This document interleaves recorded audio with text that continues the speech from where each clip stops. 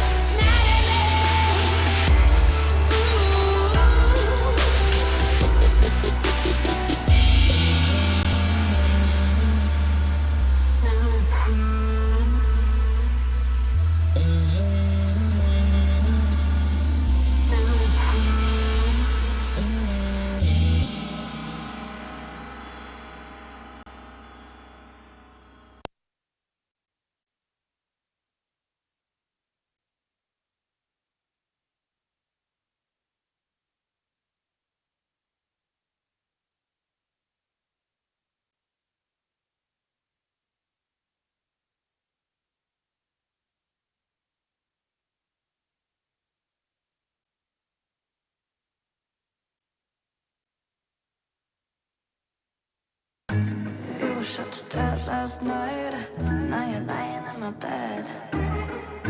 Must have been a dream last night, but I can hear what you're saying. You were shot to death last night. Where's my cup of coffee? I was dreaming something bad last night. Can't you hear what I'm saying? One gunshot, and I forgot to look at you, to look at you, to look at you, to look at you. Two gunshots, and my thoughts. We're not with you, we're not with you, we're not with you, we're not with you. You were shot to death last night, and I thought of someone else. Didn't care about your life last night, at least less than about his. All our dreams were shot to death last night. I see the clock stand still. Nightmares at your heart sometimes, but this is unbelievable. One gunshot, and I forgot to look at you, to look at you, to look at you, to look at you. Two gunshots, and my thoughts. We're not with you, we're not with you, we're not with you, we're not with you.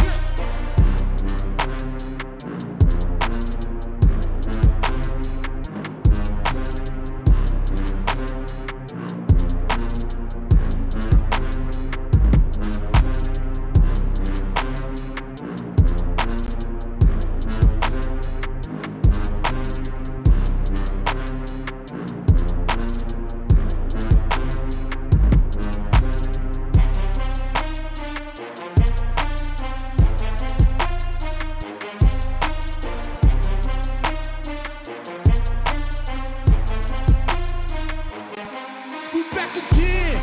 We back again. I'm bouncing up before they count to 10. We back again.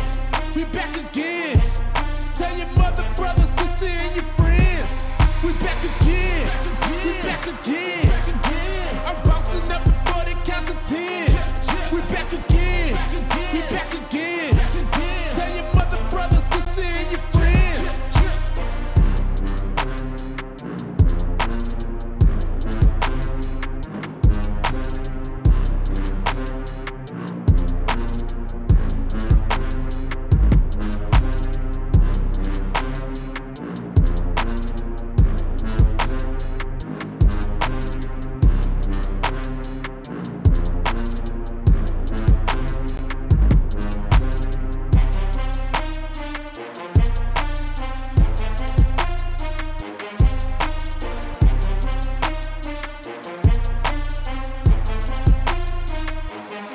We back again.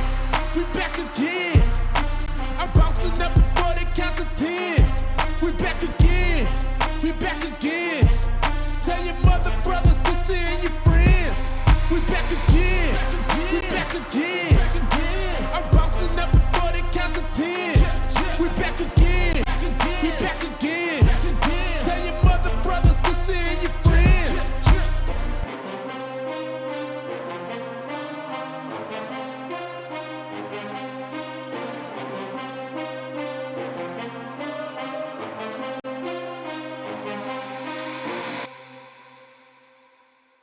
So hard to see the light when the weight of the world is mine. But no, I will not resign. And I am biting my tongue. No, I ain't gonna run. This is the battle I choose, and I'm gonna win. I ain't gonna lose. Sticks and stones won't break my bones. As long as I am breathing, yeah, I will stand tall. Take me down, shut me out. You ain't never, ever gonna see me bow. I'll do anything to prove you wrong. As long as I am breathing, yeah, I still stand tall. See me stumble, see me fall. You ain't never, ever gonna see me crawl. You can try and shoot me with your dirty lies. You can try and cut me with your sharpened eyes. Like the dust and like the tide, still I rise. Ain't nobody who will ever bring me down. Ain't nobody who can take away my crown.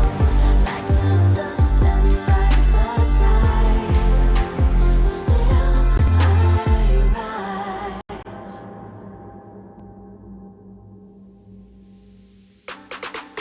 I keep on banging my drum, 'cause the best is yet to come. So I keep holding on. I'll do anything to prove you wrong. As long as I am breathing, yeah, I still stand tall. See me stumble, see me fall. You ain't never, ever gonna see me crawl. You can try and shoot me with your dirty lies. You can try and cut me with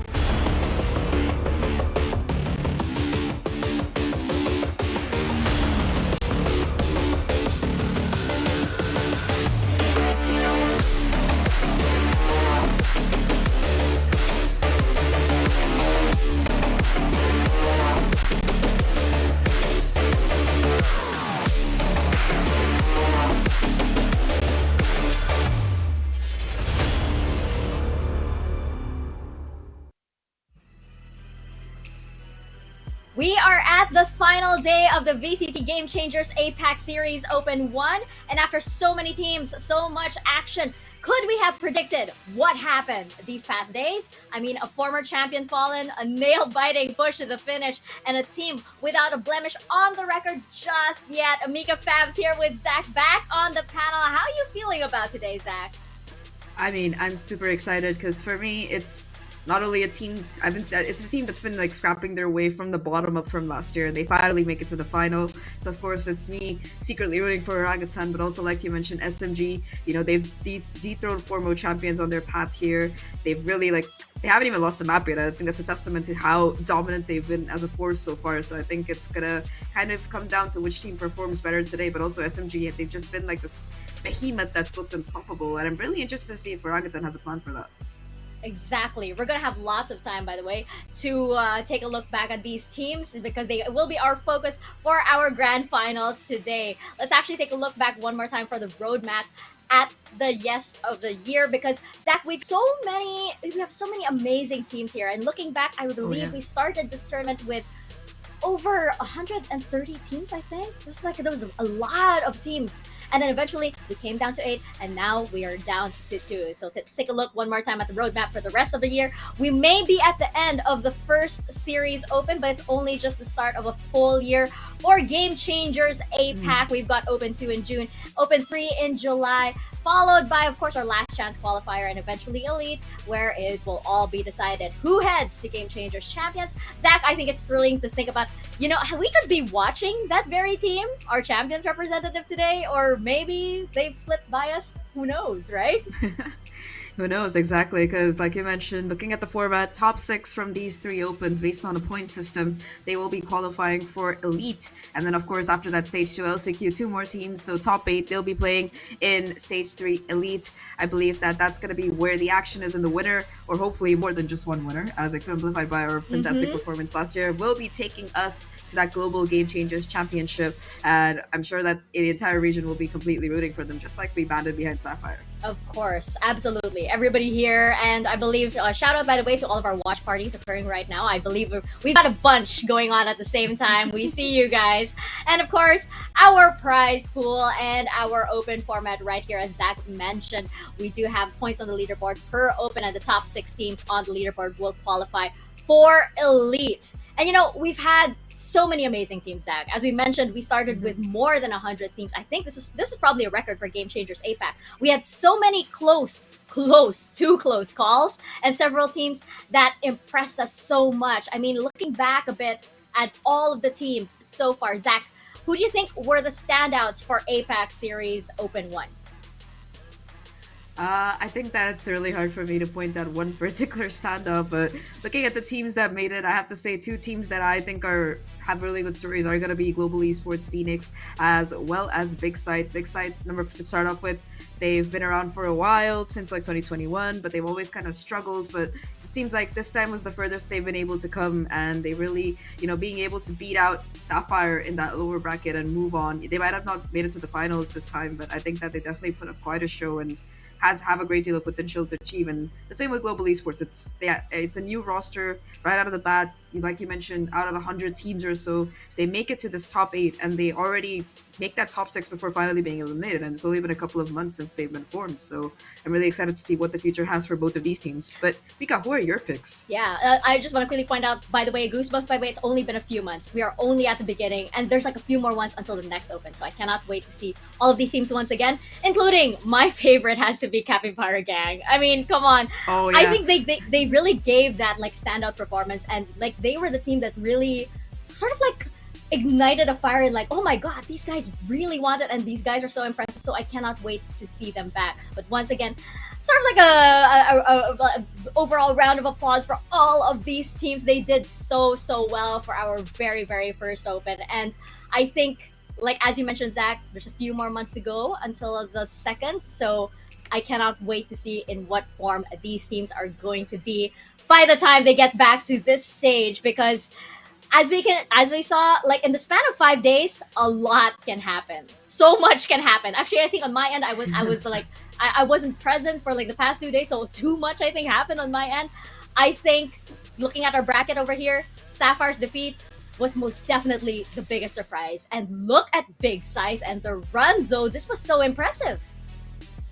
Yeah, like I mentioned, I was super, even though they dropped down to the lower bracket right on that day one. They've definitely been able to put up a huge fight in that lower bracket. It's been very tough, but them being able to be out Sapphire, like we mentioned, last year's champions, it just goes to show that no matter how many years you've been together, there's always a possibility of introducing that new blood, getting that new fire online, and just trying again next year. Big Side, they did a fantastic job. Same with Orangutan as well, because like we talked about, they've never made a grand final until this year. And this year, they've looked phenomenal. They lost to RRQ on day 2, I believe, but they were able to come back, get revenge on them in that lower bracket final, and finally move on to that grand final, which we're going to be seeing today between SMG and Orangutan. SMG, they've had a flawless run through that upper bracket, haven't even dropped a map yet, and yesterday they delivered what is arguably one of the most, if not the most humiliating defeat to Alter Ego's X roster, now under RRQ Kaguya.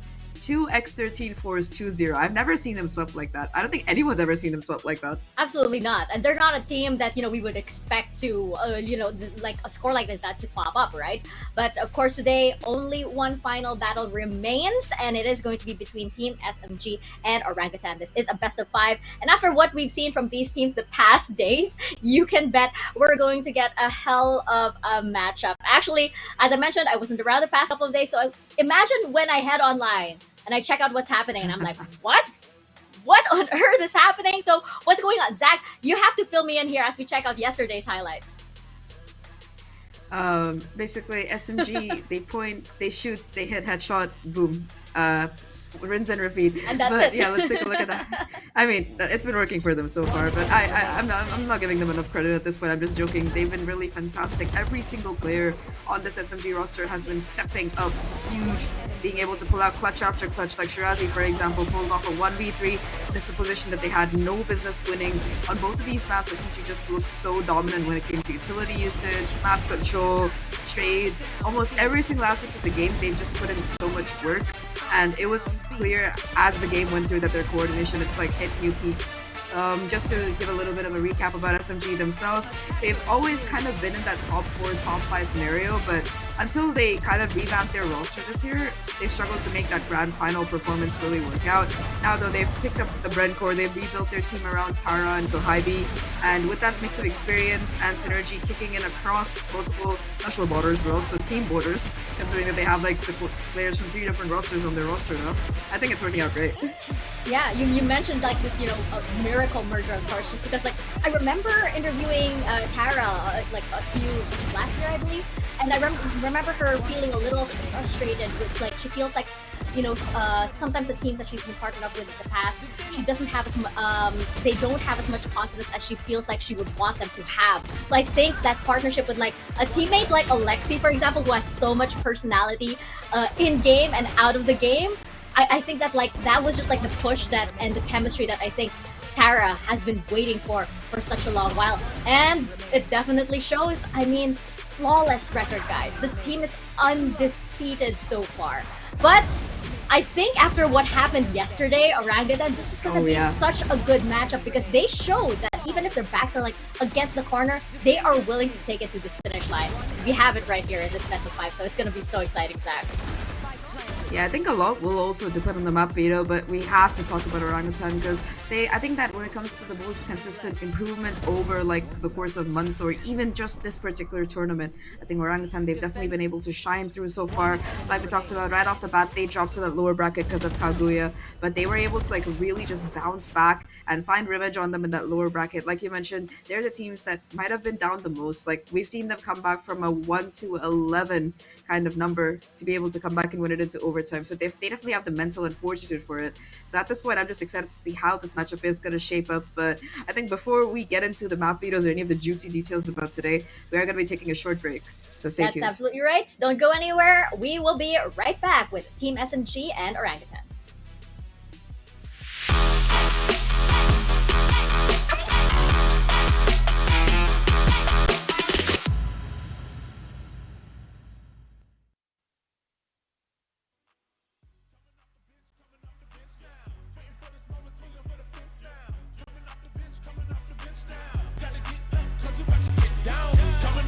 Coming off the bench now.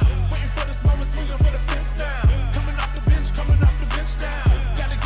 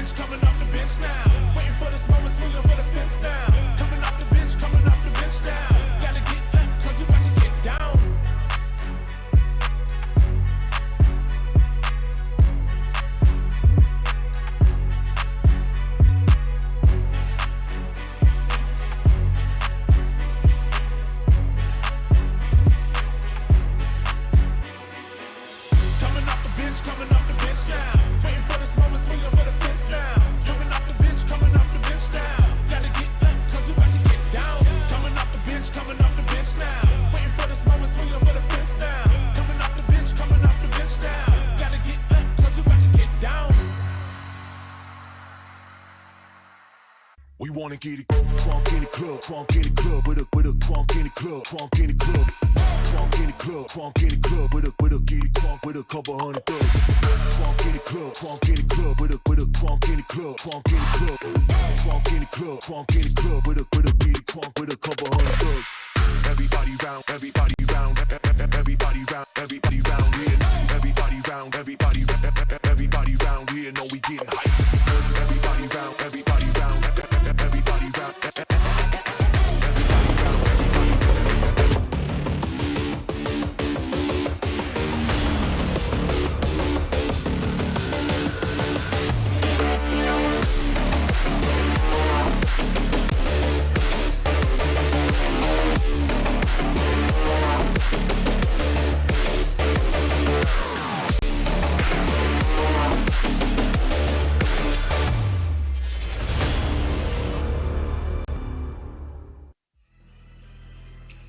Welcome back. You are watching VCT Game Changers APAC Series Open 1, and we are now at the grand finals. You are here with me, Mika Fabs, and Zach here on the panel, and we are just about to dive into our matchup for today. Team SMG versus Orangutan.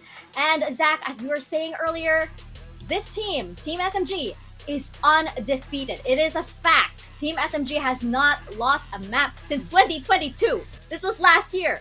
But this roster has not lost a map ever. Ever. It kind of makes me worried because I'm the kind of person who believes that luck runs out eventually. So Team SMG, I guess my positivity is kind of like relying on you. But how long, Zach, does this win streak, keep going? Certainly it can't stop today of all days, right? I mean, if anyone's going to be putting a stop to it, it's probably going to be a team like Orangutan. But yeah, I like that you touched upon that, Mika. They've had like an undefeated run throughout that upper bracket. They 2-0 Global Esports, 2-0 former champion Sapphire. They got Kaguya as well on their way, and now it's their last hurdle before they can claim that title of Open 1 winner. But it's going to be their opposite, diametric opposite, really, that they're going up against. As Orangutan, they're that scrappy team. They like these comebacks. They like going down in the lower bracket and fighting it out. But let's take a look at both of these rosters here. For SMG, we have Bo5, Camille, Shirazi, Tara, and Alexi. Now, to break it down here, Bo5 and Tara, Bo5's been there since day one of the SMG roster's formation. She's been that kind of duelist, that firepower, that star that they've banded around towards. And I think Tara, she joined yesterday towards that LCQ time. She used to be on Alter Ego Celeste, kind of retired in the middle, but came back. And now she's been kind of whipping this roster into shape. With the kind of team roster shuffles and everything that happened after the end of last year's Game Changer seasons, we had Camille, Shirazi, and Alexi join. Now, Alexi and Shirazi, they were part of the Bren Victor squad, I believe, and Camille was, I think, Zol Meraki, I'm not sure, but either way, like these players from these different strong teams banding together in SMG, I think that's just a beautiful story. But, you could say the same for Orangutan, right, Mika? Absolutely, and this squad, Casper, Japips, Capricious, Zinni, and Chloe, this team did not go through that matchup against RQ Kaguya yesterday only to stumble now, right? They are going to hit the ground running for that victory. As we saw yesterday, even when their backs are against the wall, Apes, together strong. They are not going to go down without the fight of their lives. We had to put it in there, right? I saw yesterday a Black and Blue inserted that in there. Oh yeah, no, I was watching too.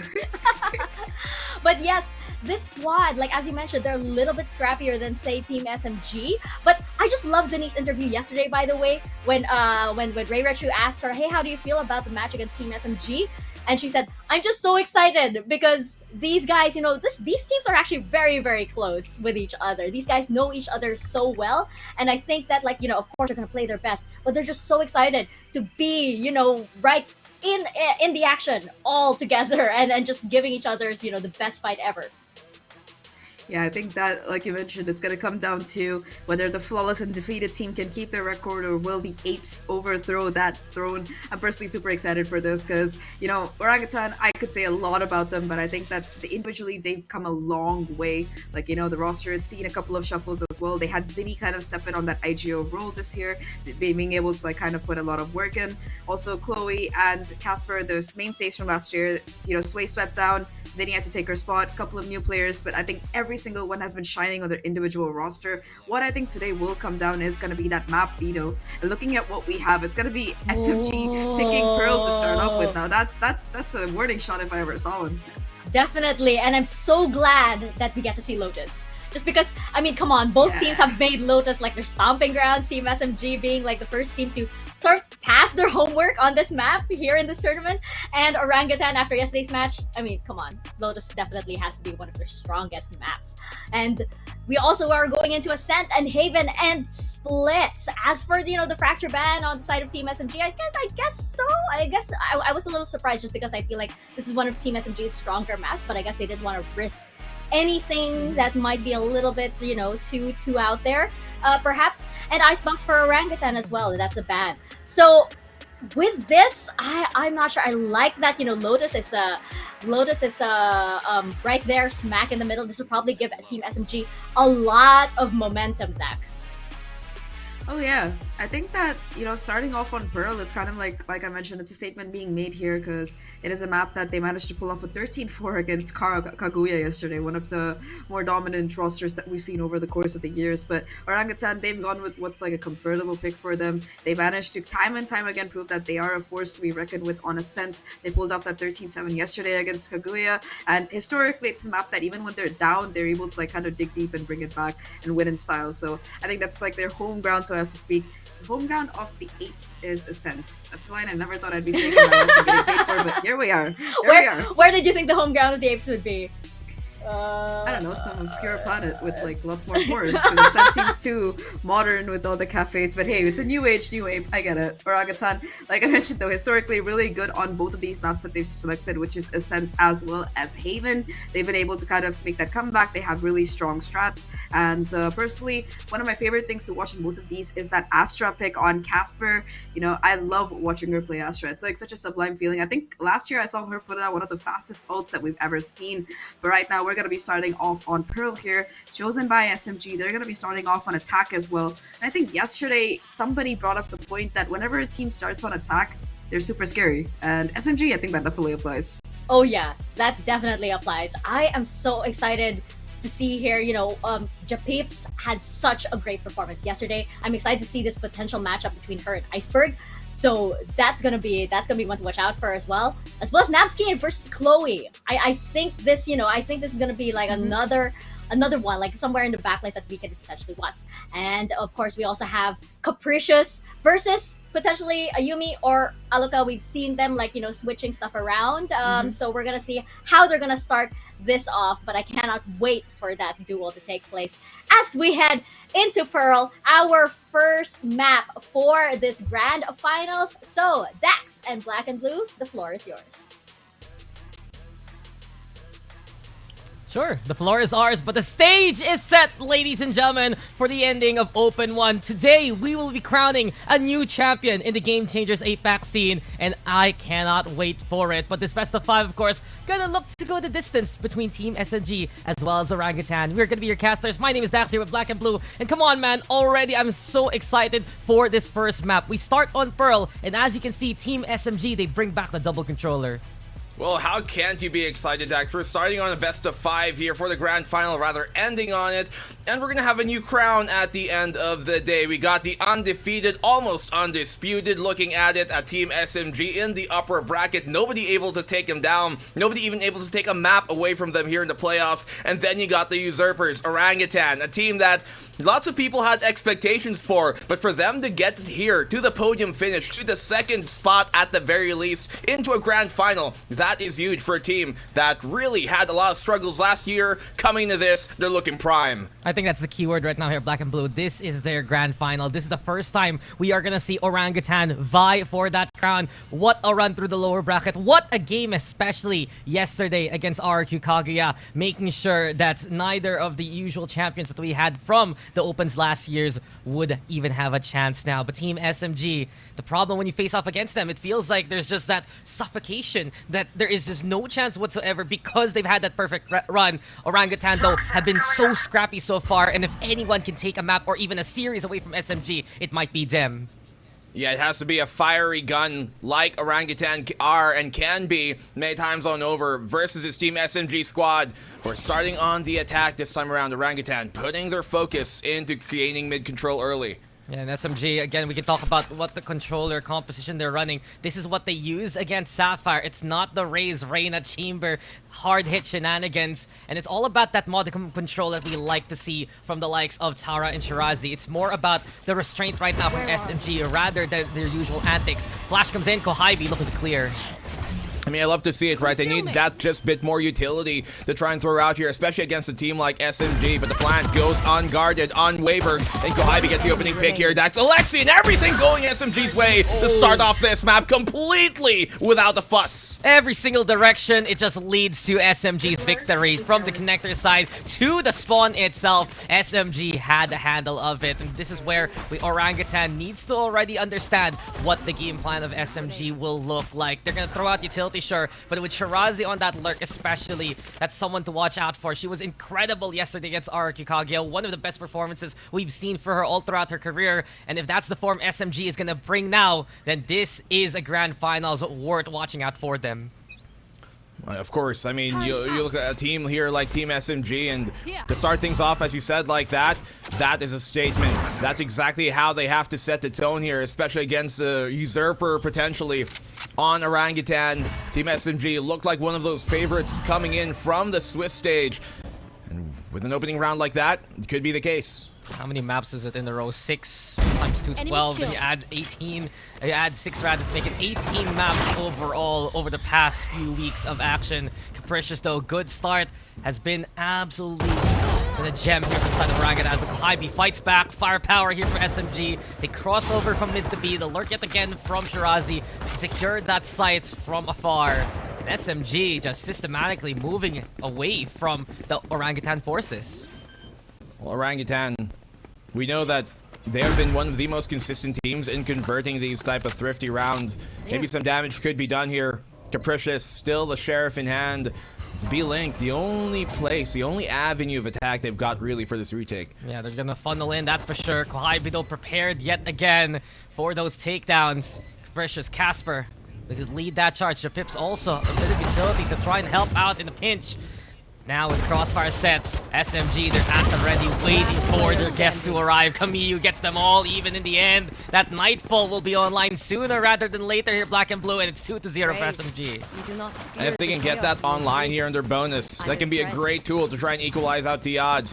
You hit him with that Decay, you hit him with, obviously, the Deafen, to make things a lot more palatable in this case with the SMGs to run on over and run through the defense. And we know Orangutan, a lot of times on their defensive side, they like to keep that bleeding minimal. They want to really just be able to set the pace on the attacking side, but when they start on the defense, this is a lot of times where they struggle. They do have the benefit of closing out though in the second half possibly. And with how SMG has started this game off, it has been very convincing from the attacking side so far. One thing we noticed yesterday also from Orangutan, especially in lesser buys, especially in thrifty states, they can get those frags and make sure that the macro side of things won't really get out of control. SMG though, already the plan to split up towards that A site yet again. Link now covered here by Chloe. Turret cut confirmation, and Kohaibi busy with the pain shells gets taken on down. The Seize is there though. Orangutan, they might be in a bit of a pickle here, but SMG slowly crawling. Orangutan given time to get those takedowns instead. It's 4v2. Tara and Kamiyu, they're stuck here towards Link. Casper's awaiting, but she's gonna get taken down here.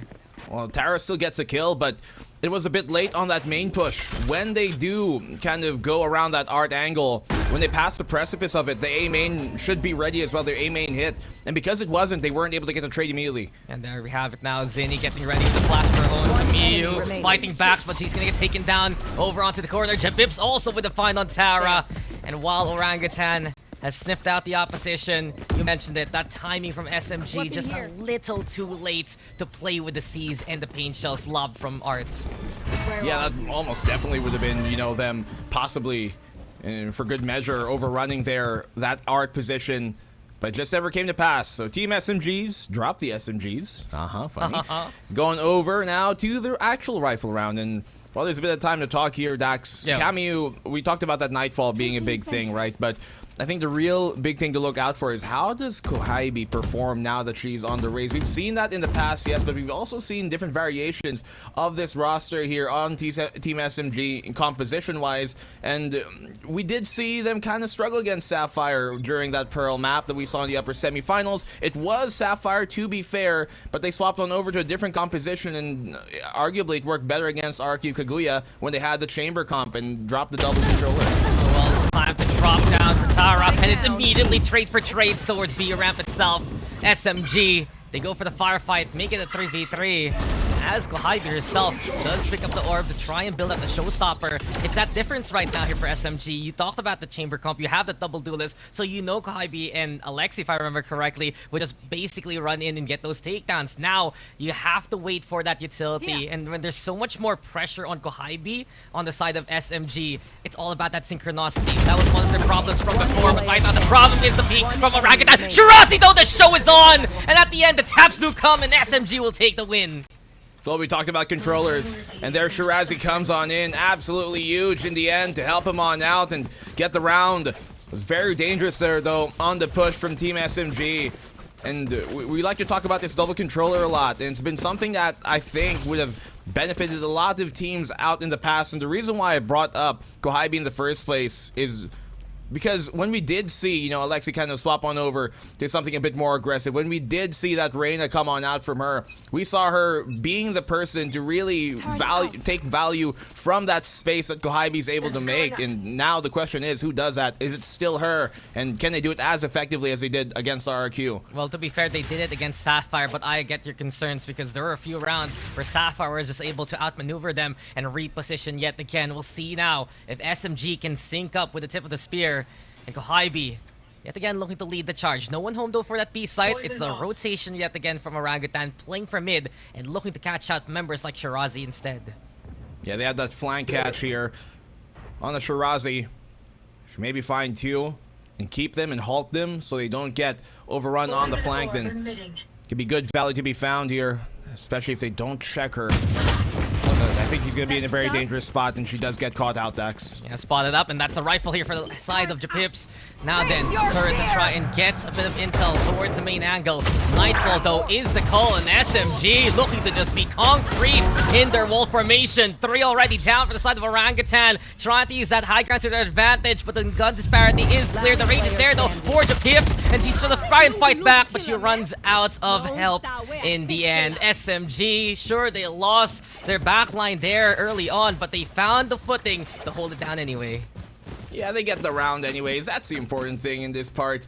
But Orangutan, this is where we typically do see they struggle. They really rely on that op, which finally does come out from Capricious as they're eventually able to build up the economy for it. And an early timeout here called by Orangutan. But yeah, a lot of their defensive setups anchor around having Capricious get an early pick off with this op and then fall on back, try and play that advantage. But we've even seen that advantage get thrown to the wayside sometimes. So against a team like SMG, they have to get absolute value out of this, because we see a lot of times that when it comes down to the retake, if they do have Capricious on that op, they lose a bit of that re-hit potential on the retake. And not only that, Orangutan, they love to make space and use the space through those op picks or whatever Capricious is able to give to her roster. So SMG, yet again, it's still that matter of syncing up here, even though they're in the lead, because we notice one more time that Orangutan is still able to do some good economical damage. SMG, they were trying to build a big bank a while ago. They still have enough for the buys right now, yes, but even if they lose one round, it might be more perilous than what they expected in terms of what we have so far. Yeah, going to be a very mixed buy if they lose this round. So 4-1, yes, but ultimately enough, those rounds were a lot closer than the scoreline might suggest, and that is a big thing moving forward, right? Especially on this defensive side, you're going to need to hone in on that as early aim and contact to be made here. At arm's reach, that's pretty much the call in Capricious. Just a hair's length away, tries to go for the takedown, but the Prowler primed at the right time. They burned the tailwind now. Kohaibi, though, looking for opportunity with the paint shells. There's the smoke, and now the showstopper will fly. Casper, though, towards that side, and Kohaibi will get that takedown. Camu on the board, too. SMG clearing out the side, moving towards Secret, but Chloe's got your back. Chloe's still there to stabilize. Chloe trying to get another one, but though Camu is there to find the refrag on. And then the 4v2, the retake with the op difficult. And even worse, Shirazi's right behind you, Capricious. Don't look, don't scream. Silence yet again, courtesy of SMG. Zinni's the only one left. Yeah, but she's down low. 1v3, difficult scenario. Blinded and taken down by Alexi, the opposing KO. Shut down in every sense of the word here, Orangutan.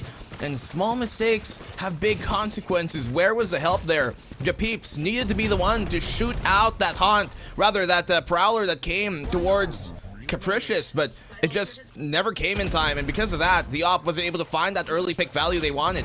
And we've seen so much lurks from controller players all throughout the Open 1 circuit.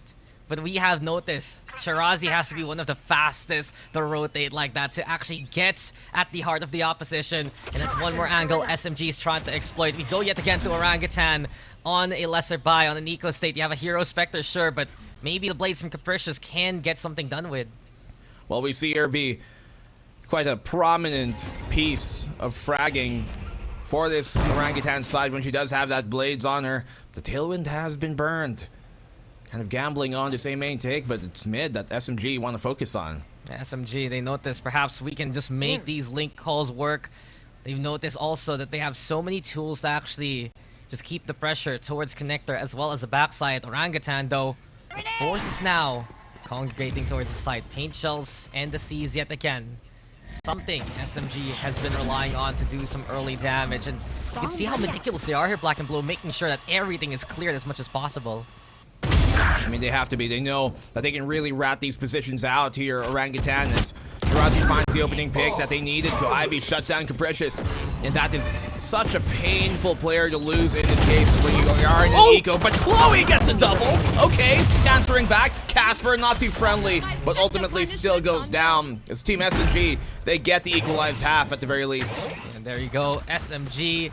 They're gonna take another one still, despite all their caution. Orangutan finds wonders in terms of their position. Chloe has been so clutch throughout their run here for Orangutan. Gave them a sparkle, gave them a little bit of hope. But in the end, it's still SMG who kept very safe. Frenzy in hand from Casper. Fortunately, just didn't have the economy to have the firepower in the first place. But there's still glimpses of hope here for Orangutan. There's still a way to keep this scoreboard from rolling out of control. Well, it's an early B main push initially. It seems to be actually a crawl, if anything. And the op is ready for it. You know, last time these two teams played, Pearl, it was both against RQ. And Team SMG was the one to win that. Orangutan lost 10-13. So who knows? Maybe transitive property will continue here.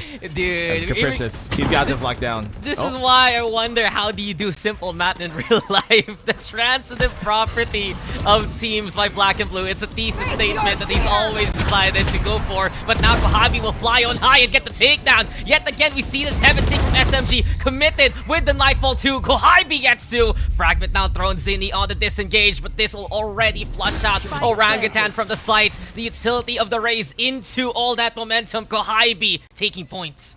And isn't that the big thing here that Team SMG have been able to throw against Orangutan? Momentum. Who are such a momentum-heavy team here, Orangutan. They love to really overrun a lot of, the opposing side. But when they can't do that on the defense, their anchors just don't hold up many times on over to a team as well prepared as Team SMG. The retake comes on in. Zinni gets a pick. A big detain right now. Zinni on cleanup duty finds 3 all throughout, and it's all left to Tara in a 1v2 spot. Perhaps a little too ambitious here from the side of SMG, but they have another plan. Gravity well for the stall. Zinni's on the other side, timing everything, and it will be Tara caught on out by Casper. Orangutan, they will make the retake work. What a retake here from Orangutan. That lockdown just bought them the round, really. Without that, it would have been so dire, so dangerous to make it happen. But that's when you need those lockdowns, those ultimates to come in big when they're in very, big, desperate moments, and the disparity, it couldn't be even better in that case for Orangutan after those kills. Yeah, a little too, I'd say, eager from the side of SMG. Didn't really back on that. Didn't force the issue towards Link. They just kind of stood there and waited for Orangutan to peek on by. Well, as of now, though, they still have that lead anyway. Could have actually clutched it out there for Tara, but Orangutan, you can see that they know how to hold back their Black and Blue. They realize we had that Link position, we can keep our lockdown safe, and that's why rather they won that round. I mean, I'd wager that's part of the reason why Team SMG stayed there, because they thought Orangutan would go for the peak, but Alexi still gets a double here! Capricious and Japeeps, they both go down, and that drops the up. Well, now what they thought did happen. What they foresaw has been seen, and even more so spotted out by Shirazi. Casper goes down. SMG yet again getting the right reads along the way. And Orangutan, they're crippled right now. Chloe and Zinni over by the spawn area. Might just be a safe call by this point. They have no position whatsoever to try and retake this. Yeah, they don't have the economy to support losing these rifles as well. So if I were them, just back on off. Save this 2v5. There's no real chance in all actuality of making a round like this happen. Maybe they can get a pick, but that's all you can really hope for in this moment. Yeah, you can already see Chloe's just watching the rear as much as possible, trying to see if anyone wants to get the exits going. And speaking of, Alexi and Kohaibi already, you can see the tandem in hand. Flank works out for Alexi. Zinni will make the trade happen, but SMG eventually hunt down the remaining members of Orangutan and make it 7-2. Don't even let them take some pocket change home. Orangutan struggling here, not just on the raid stacks, but even just winning some of the duels. They don't seem to be activated the same way. Maybe it's a different time for them, early up, who knows, whatever it might be. But Orangutan, they have to start to wake up, and when a team, when a player like Capricious on a team like Orangutan could rely a lot on that fragging, capability to just pop off and it doesn't come online, they struggle to get anything more, I guess, diverse going. Yeah, and that's something we were talking about yesterday, how the back-to-back effectively warmed them up for RQ Kaguya this time around. Early afternoon, perhaps for Orangutan, not playing at the same cylinder, not playing at the same speed, and right now, there you go, quickly done by Shirazi. Gets a takedown, and she backs on away, especially. She knows that there's even more pressure there, courtesy of Orangutan, as SMG already cleared out that A site, and well done yet again, knowing to pick them battles. 4v5. Not much here to work with Orangutan once more. It's been a similar look many times around this game so far for Team SMG, where they just have such a heavy advantage on this plant. Casper isn't even let into the site. They're not even letting them come out of the yard. And this round, Chloe can do some damage, but ultimately it's done once more. Japeeps has to hold on to the ult and just maybe get a pick off. Yeah, nice shots. Yeah, we've seen those share shots happen before, but can't get them all there at the very end. SMG make it 8-2, and you can feel how claustrophobic this is getting for Orangutan. They went for that mid push, but they realized there's so much pressure from SMG all throughout the map. We only have one angle to come from, and SMG read that.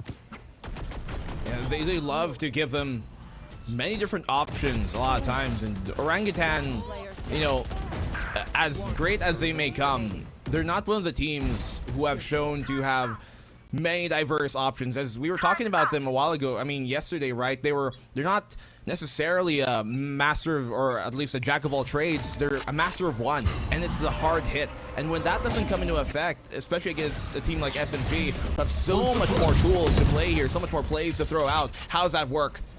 Yeah, well, if you're gonna strong arm the approach, perhaps you can add a little bit of enhancement alongside it. There you go, Chloe. Nice setup towards the doorway. This burns down Kohaibi, and this is actually an interesting look here for SMG. They don't have the raise right now to play the entry. They're gonna bank on Tara on the lurk instead, leading that charge with a spike even. Yeah, how do they work this out, right? As you said, out that entry potential. Camu here on the lurk. As the contact was made towards B. They get the Cosmic Divide down as well with the Viper's Pit for the plant attempt. And Shirazi, that's a huge pick she finds. That will allow them to get the spike down. Ambitious endeavor there from Chloe. Didn't pan out the Viper's Pit, of course, giving the advantage towards Shirazi.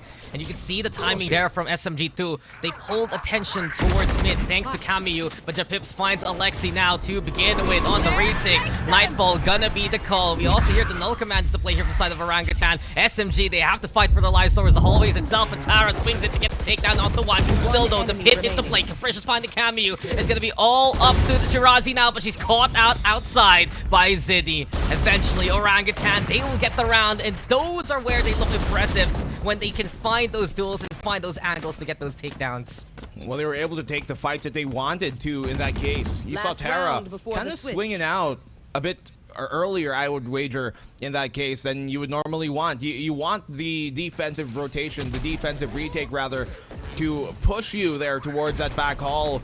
if it ever does come to the fight, and then you know that's when you can be forced into it. But realistically, you can see that Orangutan, they're kind of worried about that back haul, weren't sure if they should progress into the pit or take that back haul option immediately, but then Tara gave them the option to take the fight, and because of that they were able to focus their strengths into one position. Yeah, no, Orangutan, when they commit, right, it just seems like they are so well oiled, they are so well coordinated. They need more moments like that, though, if they want the bridges gap. And they do gamble to play towards that A side instead. The retake is the possibility. My concern, though, here for Orangutan is they're playing the up and they have no ultimates for it. Yeah, as we talked about, right, they have struggled on those retakes when they have the operator in their hands, as is natural, as is typical of really any team. It's just a normal symptom of what you bring into the table. In the plant, it goes unswayed. Yeah, while they have Link, there's no lockdown. This is gonna be a problem right now here for Orangutan, and even more so with Alexa getting taken out the Casper. Smoke's gone. Japips, though, nice trade at the very least. Still fighting here by Records. Prowler gonna be into play, but the double swing is the plan here beside SMG. Kohai, Kami working together. Eventually, it will be the 1-for-1 trade. 3 versus 3 right now. Here comes Orangutan yet again from the Link, but the high ground is perfect for Kamiyu. And come on, she is ready for all of you too. 9-3, Team SMG with quite the lead. We'll throw it back to the panel to see what's up. Well, Zach, you called it. SMG on attack, on Pearl. A very, very strong statement that SMG, they just keep getting the right reads. They, leading to the numbers advantage, especially in their anticipation on Capricious. I mean, without the Jet and securing at the very least a 4v5 before pushing gives them so much advantage when going for the plant. It's just so much easier for them to take up all that space.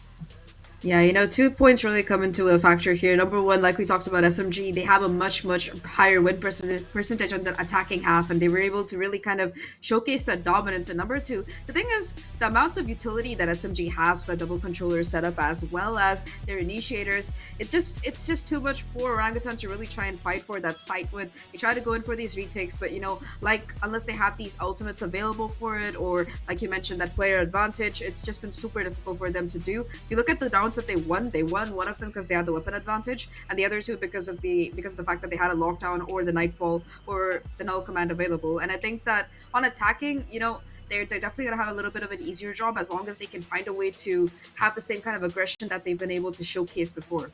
Yeah, and I feel like, for the side of Orangutan, it's just really, it's getting to them. You can feel it, and especially when SMG gets those first picks. I'm wondering though, now that the sides are switching, what are you expecting for Orangutan to be able for them to, pull the score back in their favor?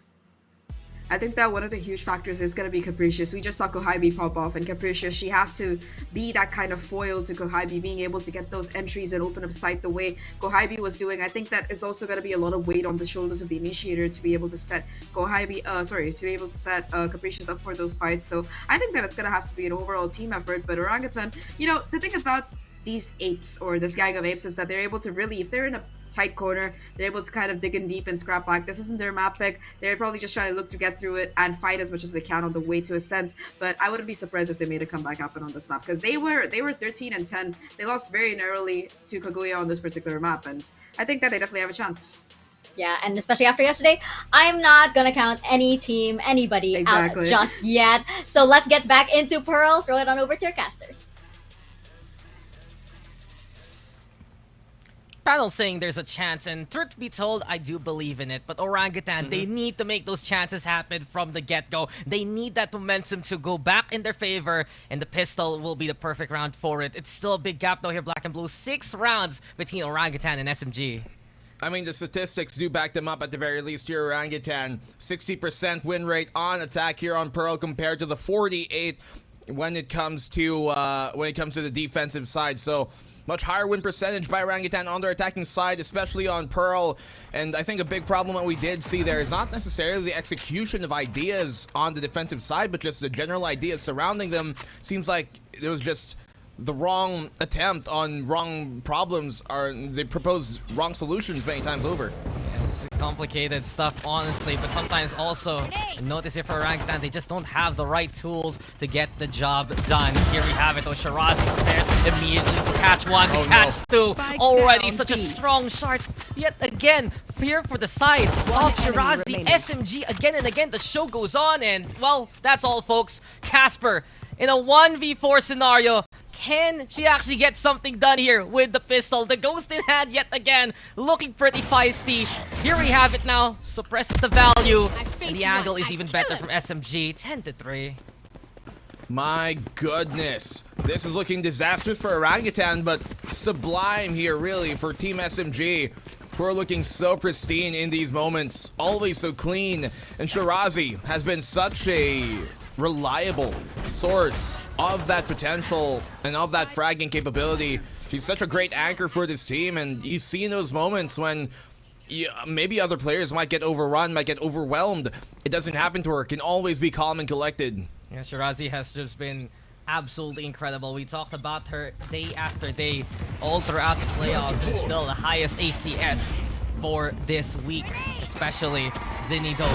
Already just a rush down here from the side of Orangutan, and they funnel in to the loving embrace of Kohaibi. SMG yet again getting the right read at the right time. Good position towards the exit of Heart, and here comes another one towards the loving arms of Tara. Kohaibi with 3, make that 4. Showstopper almost there, available into the next round, and it will be SMG now making it an 8-round gap. Wow. SMG, I mean, it was their eco here for Orangutan, but ultimately enough, SMG are still looking so far above the competition, Dax. It's not just Orangutan, like throughout this tournament, they have looked almost practically flawless, and whatever small moments that they have of a lapse, it would always be recuperated and recovered. That's such a fair point there, man. You think about who they beat to get to the grand finals. RQ Kaguya and Sapphire, the two teams that were the giants of last year. And in all honesty, that's why I feel like Orangutan might have a better chance here in the grand finals than any of those two teams mentioned before, because they haven't been beaten here by SMG as of yet. They are still that wild card. They are still that fighting factor from what we've noticed, especially in the lower bracket. But then you go back to your point, SMG has just been a cut above the rest, and the standard is so set right now by the defense. Alexi, though, through the screens. That's a big win and a big pick here for Orangutan, at least. Orangutan, to find that early off, such a big player, and we know the leadership value she gives to a squad like this will certainly aid their case here to start their march onto a comeback, possibly, but still a long hill to climb. And while we've got some time, I was talking about how they would have just almost a wrong solution to the problem many times over a while ago in the first half, and we saw that in the last round of the half, where they would play retake on one side of the map entirely with an op, when you don't want that, because you need the op to rotate early, so you need that info on the other side of the map to tell the op to rotate in the first place. So those type of things, small mistakes, they have huge consequences, and they come many-fold for Orangutan. Straightforward though for that A side, but Tara sharp with the Guardian. Shirazi too, same kind of thing, and Kohaibi's in there! Kohaibi's at the heart! Leads now to 1v1 situation. Battle of the clutchies. You got Casper on one side, you got Shirazi on the other. Both have been so reliable for their teams, but Casper prepared towards that main angle. Shirazi getting ready to get the advantage with the snake bite. The swing comes, but Casper braves through the poison anyway and gets the takedown. That took heart and that took guts. It will take Orangutan to the next round. Great timing there by Casper, but look at how close it came, Dax. It almost went SMG's way once more with the SMGs in their hands. They take this fight towards the pit, but seemingly we're just unready for that push through the flower. You have to expect that at this point. They're on the bonus. They're on those SMGs. They want to press that pace and really wrap themselves through those smokes. And Orangutan, look at the buy coming into this. Half armor. A Spectre on Zinni. They won the round, but at what cost, right? And how close was that? You had to rely on Casper to clutch it out while still hit by the snake mite. That's double damage, because the vulnerable state could have gone so bad for Orangutan, but she made it work.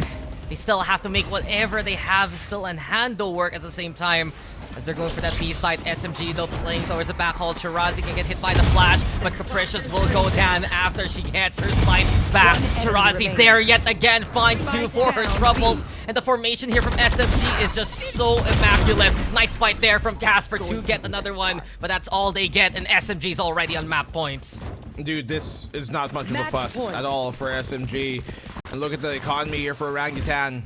Maybe a rifle, but that's about it that they can pull up. And it's the Guardian of all things. Timeout called. And they're just playing this so well and outclassing Orangutan on both ends of the floor, attack and defend, that I don't even think the double controller matters in this case. If they pulled out the same comp that we saw last time, where they had that where they had that chamber, where they had that Reyna, I would still kind of expect a similar result coming out of this, because they're just so on point on multiple fronts. The way that they're hitting these shots are one, but the way that they're able to shrug off the utility plays of Orangutan is a whole different being. The fact that SMG has ways to stall out the timings there for Orangutan to make sure that they're given a chance to still fight back and hold those power positions, it throws the Orangutan plan in for a loop. You expect that back holes can get cleared by Capricious and her presence, but it's still not enough in terms of the timing. It's still not enough in terms of that coordination, and from that point on, Shirazi can take advantage. Those are really the crux moments that allows SMG to make these rounds so convincing. I mean, I don't know if you're going to get a more convincing map in this series than this so far. And what a way to open up a statement opening round off the pistol in round 1. And if they end this here, that's going to be an even bigger statement of an opening map to get this game off. But Team SMG, for Go, trying to hold the B side for the meantime, looking to try and take A control. Yeah, look to finish the fight early if ever they go towards an A main. Better call though from Orangutan, at least now here by B. They can set up well with that Cosmic Divide that Casper has been working hard to build. Already though, Shirazi towards that link area. We get the Cosmic Divide. The Viper's been to show something to watch out for here for SMG in the long run. But you see how, in this case, when they stack one side of the map, they still have somebody maybe towards that link to find information and call the rotation a bit earlier so they can retake in time. I do wonder if they are going to use those ultimates right here, right now. Capricious though, playing by the wall. Here comes the showstopper, grabbing well to try and catch up Battles, and Shirazi Alexi already with the takedowns. SMG look to fumigate the site, and already it's execution on point and on the spot. This was another win for the SMG faithful, another one on the streak, and it just continues on with perfection. 13-4, Pearl is theirs. Well, it's usually other teams trying to keep Orangutan out, trying to keep the Horde out from overpouring, but in this case, the Dam Gates could not keep the flood of Team SMG, who simply overran the competition here. And once more, a statement of an opener here in the series of really the grand final, and SMG, they have never looked better. They have looked to be the team to beat ever since we started the Open 1. And here at the very end of these days, it still is the same case. Orangutan, they have many chances though. This is a best of 5. This is a long run kind of shenanigan, kind of showdown. And we know we have their map up next. But before anything else, we'll throw it over to our panels to break down how SMG dominated there on Pearl. Thank you very much, casters. And there you have it. Very clean and looking like SMG is just getting started. Since this is a best of 5, it looks like they are very much ready to see this through and beat it very quickly as well. Going into our post-map analysis as well, Zach, I mean, I think this has been the cleanest we've seen. It seems like SMG, they just keep getting better and better as the days go on. Yeah, I mean, from day 1 to now, I've definitely seen like a incredible amount of improvement in both of these teams. But for SMG, I think the biggest change that they've made is just the patience for waiting for these retakes. Because before, you always had a player or two going off half cock trying to make it happen themselves. Let's take a look at the scoreboard to see exactly who's going to be the MVP for today. For SMG, of course, no surprise, it is going to be their star-studded fragger Kohaibi on that race. 317 ACS, 21.9. That's like a 3 KDA or like 2 point something. Sorry, I'm bad at math too, casters, so it's okay. But we're all the same boat. we're all the same. But yeah, I was actually torn between, like, I was wondering if it's going to be Shirazi or Kohaibi because both were massive in this map. I mean, Shirazi, I was surprised at how many first kills she was able to get. And, very, very impressive as well. And I think, like, with Kohaibi and Shirazi, and the rest of Team SMG, actually, you can tell that, you have some players like Alexi, for example. I think she's just like, she's letting them go ahead and, like, pop off. And I have a feeling we're going to see Alexi pop off in the later map. So it's kind of like this rotation, this tag team. And that's the way they play as well, right? Mm-hmm. You love this tag team kind of energy from SMG. You rarely see one of them alone ever, unless it's like Lurk. Then there's a security of that as well, right? When you can rely on your team to trade you, it makes you braver overall. Like so many rounds on their attacking half, you just saw Shirazi being a little rat, and I say this with all due love. She was an absolute rat, and it found so much rat. impact time after a good rat, yeah. But the rat you want on your team, not the one to play Yeah. against. So great work coming out of her. Firstly, I'm just super curious to see. I want to ask them these questions at the interview, like how does it feel to play against your old teammates? Because I think for both. I think that for both Shirazi and Alexi, it's that kind of feeling because Shirazi, Alexi, and Zinni were on that same team last year, and now they're on that opposite side. Same for Capricious and Kamyu as well, you know, to be able to kind of split down that middle. That's insane. Let's take a look at a couple of the highlights from this map. Of course, you saw this. I think one of the things that we have talked about over the past few days, Mika, is the synergy between Alexi and Bo5. Just them being that duo to just frag out and pop off out of their minds together. It's insane. Yeah, I like that also like switches around. Like now it was, I felt this kind of like this back and forth between Bo5 and Shirazi this time. So I do like that, you can't really tell, but there will be somebody on the side of SMG that you'll just really have to wait for that 1-2 punch that we call, right? And this is really stemming overall from the leadership of Tara, who this is just so incredible to see her, as definitely one of the most veteran names in the FPS scene. She has definitely blossomed into this wonderful IGL, and just look at her team now. Absolutely stunning performance. I think that overall, while Orangutan had individual moments of brilliance, like we saw a couple of clutches coming out of Casper, each of their players was able to find some impact on their own. They just struggled to overall have that synergy, find the entries like Bo5 was doing time and time again. Like you can see from the ACSM, the damage per round, she was doing more than her fair share. She's always been that kind of a beast player, but I think that her having been on SMG for like the past 2 years, longer than that in fact, I think the biggest problem that she really had was having a team that could keep up with her. And now that she finally has those final pieces in place, it seems like she has a platform to shine on, as she's so aptly demonstrated today and over the course of the rest of this tournament. And that's the beautiful thing about Team SMG, right? You can really feel the way they all make each other better. On the side of Orangutan, though, I do have like so many questions. Like, it definitely wasn't a good map for Capricious. There wasn't really a lot of a value in her role for this certain map. I'm so curious to see how they're gonna bounce back, because as we mentioned earlier, Orangutan, they are in it for up until the very end. You can always count on this team to bring out the very best. Even though the score might not be in their favor, they will scratch, claw, whatever it takes to get up there. And definitely for these players, it's gonna be a long one. We're gonna be right back with our second map in just a few, right after this quick break.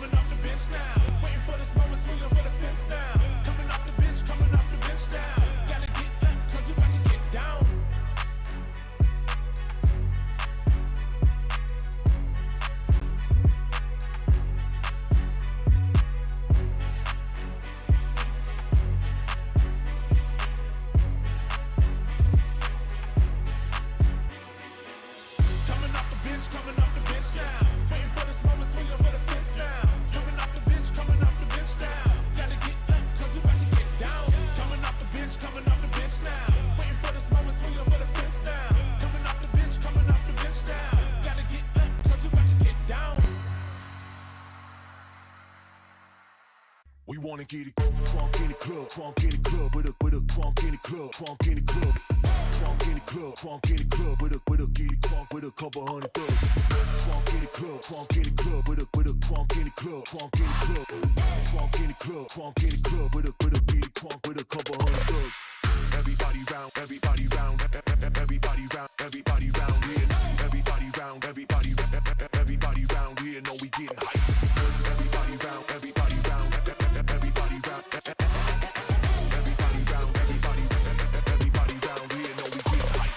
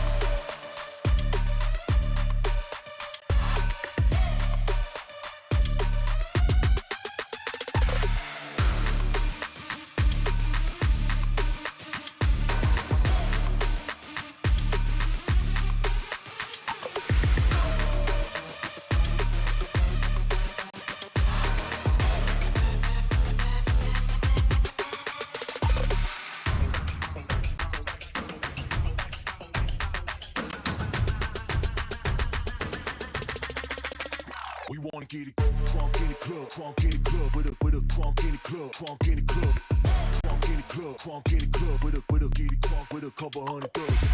Crunk in the club, crunk in the club, with a crunk in the club, crunk in the club, crunk in the club, crunk in the club, with a get it crunk with a couple hundred thugs. Everybody round, everybody round, everybody round, everybody round here. Everybody round, everybody round here. Know we getting hype. Everybody round, everybody round, everybody round, everybody round, everybody round here. Know we getting hype. Get money.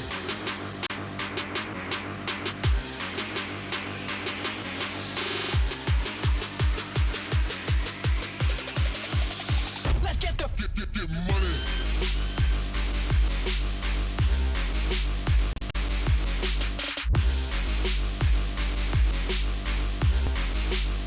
let's get the Get money.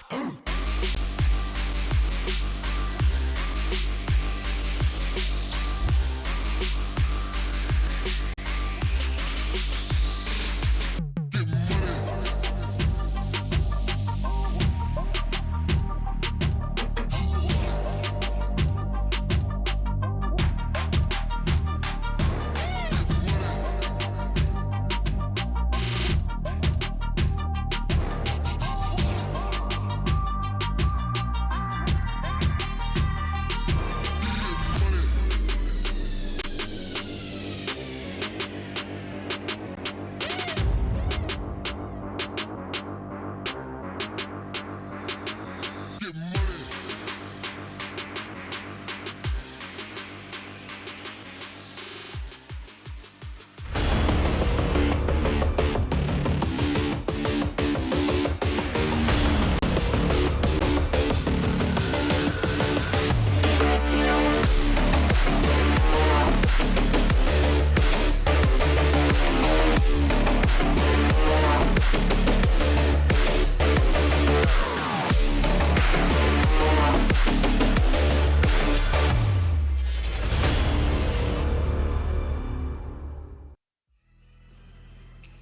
Welcome back to VCT Game Changers APAC. We just saw map number 1 go over to Team SMG. They looked absolutely stellar on Pearl, and they take that map with ease. And now we head on over to map number 2, Ascent. Again, this is Mika Fabs and Zach here on the panel. And as we were discussing behind the scenes, Zach, this could be Orangutan's best and potentially only chance because this is their map pick.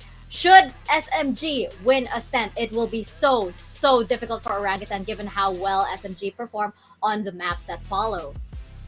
Definitely. I think that Ascent, it is one of Orangutan's strongest map. Even if they're behind, they've proven time and time again that they have the mental to really come back and be able to take it.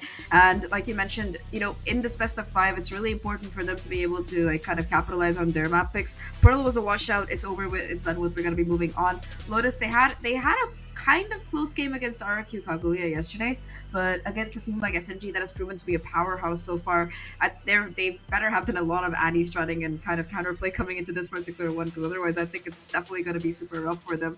Haven as well, I generally think even though it's an Orangutan pimp, it could go either way, and personally, I'll be super happy just to get to split, because the way SMG was playing on map number 1 so far, Orangutan, they have a tough fight on their hands. Yeah, I'd be happy just to get to Haven as well. I mean, I feel like you're absolutely right. On Lotus, Orangutan did give such a great fight. However, it was too close for comfort. And on the other side, SMG, when we did see their Lotus, it was definitive. So I feel like, you can't cut it too close, especially not against a team like this as we head into Ascent. We brought up earlier, just before we were about to close discussion on map number 1, how there were a lot of very, very, questionable things on the side of Orangutan. One of those was, unfortunately, the performance of Capricious.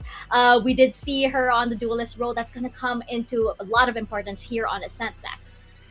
Oh yeah, for sure. Like Capricious on that Jet, I think over the course of this tournament, she's been looking a little bit shaky compared to last year when she was just dominating on both Jet and Chamber. I think maybe it's because it's the new team, bit of nerves. I can't really attribute what it is to, but Capricious, she's definitely going to have to show up huge. I think one of the other games that Orangutan had, though, before they really dropped to that lower bracket, it was kind of similar. Like, there was a map where she was really good, there was a map where she was a bit off. So I think for the rest of the series on Ascent, she's definitely going to have to show up huge.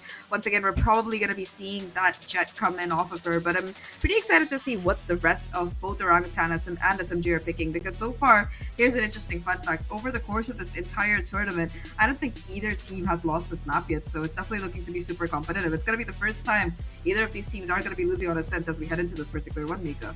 Ooh, that's a very, very interesting fact. As you can see here, nothing too out there. It seems to be very, very standard for both of these teams. But again, we are going to be seeing Kohibi on the Raze this time instead of the more popular Jet on Ascent. That's going to be interesting. But I think like with Kohibi, with what we've been seeing so far, Raze is becoming, well, very much a comfort trick for her. So I think this face-off between her and Capricious is again going to be a turning point for this map. As we head into Ascent, let's toss it on over to our casters, Dax and Black and Blue. Wow, fixing your hair even there, my friend. But this is the best chance and the best look for Orangutan. Called you out there, but I'm going to quickly call out that, as I said, this is where Orangutan needs to get their map pick going. Welcome back, ladies and gentlemen. I am Daxter of Black and Blue, and we are moving on to Ascent. The panel broke it down. This is where Orangutan has made some of the biggest victories all throughout their Open 1 run, especially against the likes of RRQ Kaguya. Can they do it against Team SMG, who have changed up their composition from the Swiss stage, move on over to something a bit more standard? And as we get into the game, this is where it gets really, really exciting. Big shout outs though to the viewing party there over in SG side. Really happy that there's so many people watching for these grand finals, watching out and having a good time here at Game Changers especially. But the question now here, Black and Blue, is can Orangutan get the job done? Yeah, that's a great breakdown of the situation, right? Neither of these teams in this tournament has been able to, or rather has lost this map so far just yet. So where will it all break down? Will it be SMG? Will it be Orangutan? We see the Omen come out now this time here for SMG. We've typically seen Tara be a bit more of on that Astra when it comes to playing here on Ascent, but you try and pull out the more aggressive option. Swap on over from the Phoenix into the Raze, and that I think is going to be a very curious thing, how they bring this change up now in the grand finals. Yeah, Mika touched up on it a little bit a while ago. If you have the Raids, it's going to be Kohibi. It's her signature pick from way before. Still something she runs to this day. It's something we notice on Pearl. But on the other hand, as we get a few pokes and prods here from the side of Orangutan, all eyes have to be on Capricious. They mentioned it also a while ago on the panel. I believe Zach said that she has to step up the way that we saw from yesterday. Shirazi, though, backs on out. And SMG know that it's going to be a B hit coming their way. Well, typically we do see Shirazi on that chamber when it comes to Ascent, so she likes to take those early fights to be able to back on off after potentially finding a pick, or at least in this case, information. Contact made there towards B, sends that defense rotating, but you can see now that they're trying to be wary of another push towards the opposite side of the map. And something Orangutan loves to do, especially Casper, play a bit of that lurk, using those smokes for cover, just jingling around. A single pixel between her and Alexi might start off the firefights. Time though ticking, and Orangutan playing for mid instead here, just waiting for opportunity. But will it present itself as a question? A window for sure. but one that might 30 be a seconds bit more left. close than they might initially seem. Capricious there. Information that they do get off of Casper, and the push comes on in. Look at how low HP they already are on this execute. Kaibi trying to chime in on the fight. He's gonna be onside, though it's Shirazi lights him up easily, finds 2 for her troubles, Alexi the same case, and the 3 who defended will be the ones who will stand tall there in the end. SMG, they win the round, and just because of a single dart, you could see the calls immediately from SMG what they needed to do. And the alarm bot there giving away their intent to try and split that site, to try and go for the market. And much akin to what we saw in Pearl, the opening pistol round just ends abruptly and real quick for SMG's favor.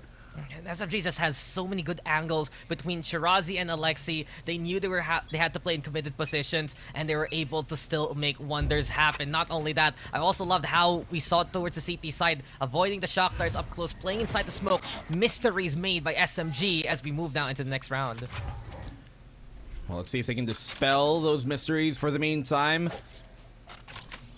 Mid control, something always important here on a map like Ascent. Calling my bot. And we see Orangutan are one of those teams that actually don't always try and fight for that on many a map. They're one of those teams that like to hard hit towards the mains and then potentially have something later in the round to flank out after the post plant has been secured. But in this case, I'm not too sure if sticking that game plan, especially against a team like SMG who like to control so much more of the map, will work out.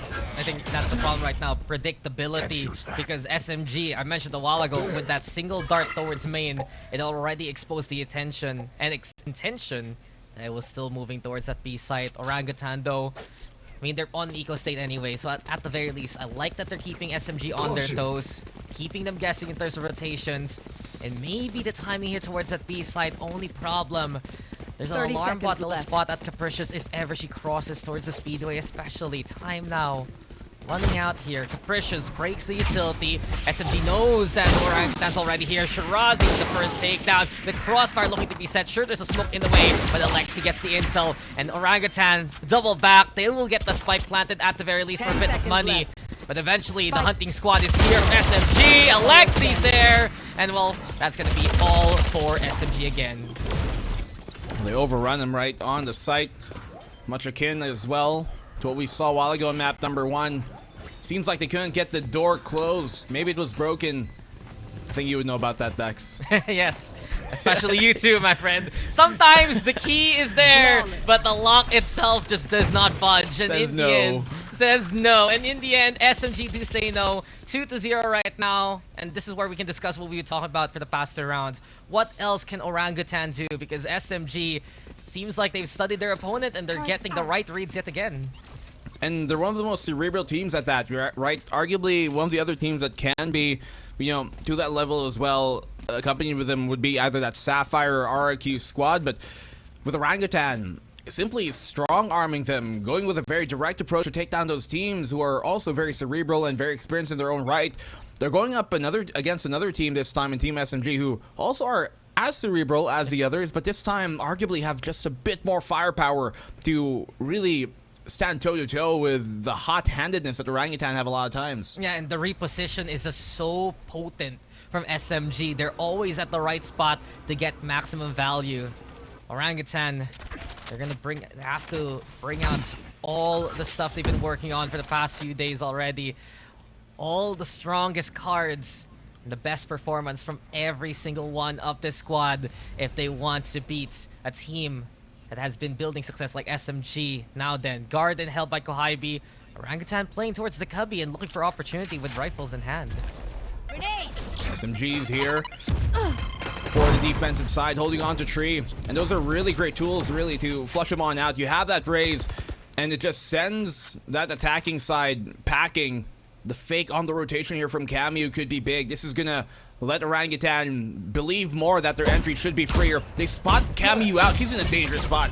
Yeah, the shoulder spotted, and eventually all 30 her seconds movement left. goes to the wayside. Instead, now Tara with the paranoia trying to play off it as much as possible. Push on in from Zinni, and eventually Casper's gonna be there too. Orangutan, solid collapse now from the tree area towards the site. The coordination is what we're looking for here from Orangutan, and we're Spike getting it in planted. spades. Cards on the table. Orangutan already looking to have a full house in hand. Alexi perhaps the only one here to be the ace in the hole. He was smoking the way.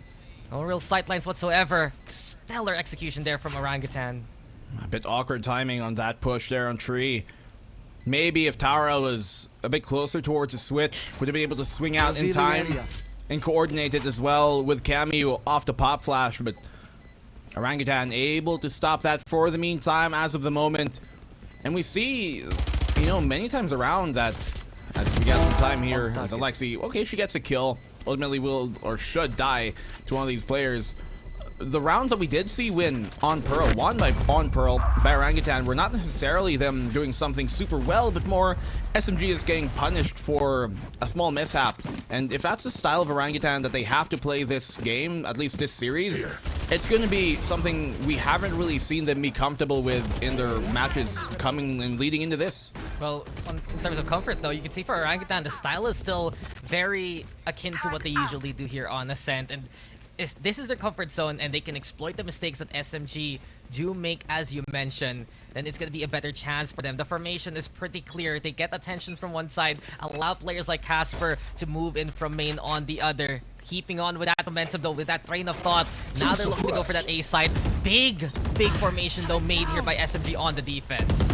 But lots of utility as well placed by SMG. Deny this plant, or at least dissuade it for the meantime. They deny the immediate plant, buy them some time. Lockdown placed early here as a spike will get planted, so a retake with a bit of time to fall back. They're challenging them, and can they get out in time? That's the question. Everyone has to go towards the wide side. I do believe Casper's gonna get stained, even one more so. Zinni too. So a chance here for SMG to go for the overrun. Capricious, she needs to play bodyguard and fast. Lurk potential from Chloe too, courtesy of the doorway. Cameo going for the tap already. SMG gonna be onside, but no one's checking as of yet until Shirazi does. Chloe goes down. Here comes SMG to the vanguard yet again. Tip to the spear, looking to fierce. And Shirazi with 4, and the defuse comes the way of SMG too. They cleared it out, and they do it well, 3-1. They just push the pace here and draw the line towards A main, smoke it off, and perfectly they bait out the initial utility that would have been a problem on the defuse with that tap of the spike. You see here Orangutan, they throw out their mollies, they throw out their nades, their shock darts to deny that initial tap, but then afterwards Team SMG, they just know what to do. They're just so competent in these moments. They push that, allow them to have a bit more space to get that defuse going, and Orangutan, they can't spam the diffuser because, well, they're basically trying to fight the fight of hand. And they used the utility already. They ran out of tools at the right time. Problem with Pearl, and the problem now is Alexi! 4! Out of nowhere from the corner, loves the shock darts to give her the ace. Why don't you? Casper denies it at the very least. With SMG, statement round. That's another one done. I mean, it's an eco, right? Eco frags, but it still matters at the end to give you that confidence, to give you that ultimate more importantly, and to farm those orbs. Orangutan, they have quite a lot to work with here, at least coming to this. The null command, the lockdown, but as a timeout is called, you can see that they are grasping at straws as of the moment in the series. You talk about Orangutan going for that strong arm approach, but Alexi just shows off her muscles there and takes down anyone coming her way. You mentioned it is a lesser vice, sure, but it's still impressive at how precise they are. This timeout right now for Orangutan has to be what they can do with the utility now, with the setup. Can they actually flush out what SMG's first positions are to get these sites? And then what will be the plan next? It's such a one-step, two-step kind of approach that Orangutan usually has a handle of, but not against what SMG's doing right now. Well, it's hard to get the read on what Team SMG are doing because they have so many different defensive setups that they keep on throwing up for a loop on these rounds, and they don't just have one style. I think by far they were arguably one of the most diverse in terms of playstyle, aside from maybe a team like Sapphire. When it comes to this circuit, they give you different looks, and Orangutan, who we know have a very good kind of game plan coming to this, but it's the mid-rounds that we see a lot of times break down for Orangutan, but that just hasn't been true for Team SMG here. The calls have been very sound. The stability behind Tara and her core basically has been the biggest tenet of SMG success. Orangutan though, we know there's heart, we know there's firepower, and we're looking now what they can do towards Link. The paint shells, yet again, You talked about it, Black and Blue. Kohaibi getting value just by the stall allows even the nanoswarm for Shirazi, and SMG putting so much pressure and presence towards main on the defense. Well, when you have a player like Alexa in your team here for SMG, who was definitely a candidate, undoubtedly, of being a top 5 player last year in the circuit, that gives you just so much to work with in terms of, as an IGL, the calls, the leadership, and they just benefit so much of that. You see it come into these type of games, into the grand finals, into pretty much every series they play, that no matter what happens, SMG, they're always calm and composed. And the composition now needs to stay stable on the A side. Null Command now gonna be the call. Orangutan trying to push on in. Alexi though, over onto the corner, and a huge pick, and another one here for Alexi. Magic made yet again from the same angle. Camu finds Tripips rushing on in, and eventually the round is over. But how the hell do you have that kind of composure there, Black and Blue? A Null Command coming your way, you still pop the ult and pop the KO alongside it. Well, she popped it kind of late there too, Zinni. It was more of a reaction to Alexi's Hunter's Fury, but it just didn't connect in time to, turn it off. By the time she popped it, the second shot of that ult was coming towards her way, and there just simply wasn't enough time to make it happen. Team SMG holding on, and their defensive start, impeccable. This is just impressive to say the least, and this is the first time we're seeing this kind of configuration from SMG in this map. Lo and behold, a lossless streak rather, for good reason. 2-0s all around with SMG playing at this caliber. Orangutan, this is their map, this is their moment, but they need to find what worked from yesterday. They need to get the strong executions, that confidence, and perhaps with a hero rifle here for Chloe, a few stingers along the way. Orangutan, they want to push at this, but the paint shells again, just suppressing what Orangutan's plans are. And Orangutan, we see a lot of times, especially during that matchup yesterday versus RRQ in the lower bracket final, they love to overrun, they love to go for an early hard hit on towards site under attack. That is their plan A all the way to B, and sometimes even C. And so when that doesn't work out, when they get stalled and slowed down like this because of those paint shells, it's the difficulty to adapt for them that always, or at least rather lots of times, gets them down in these deficits.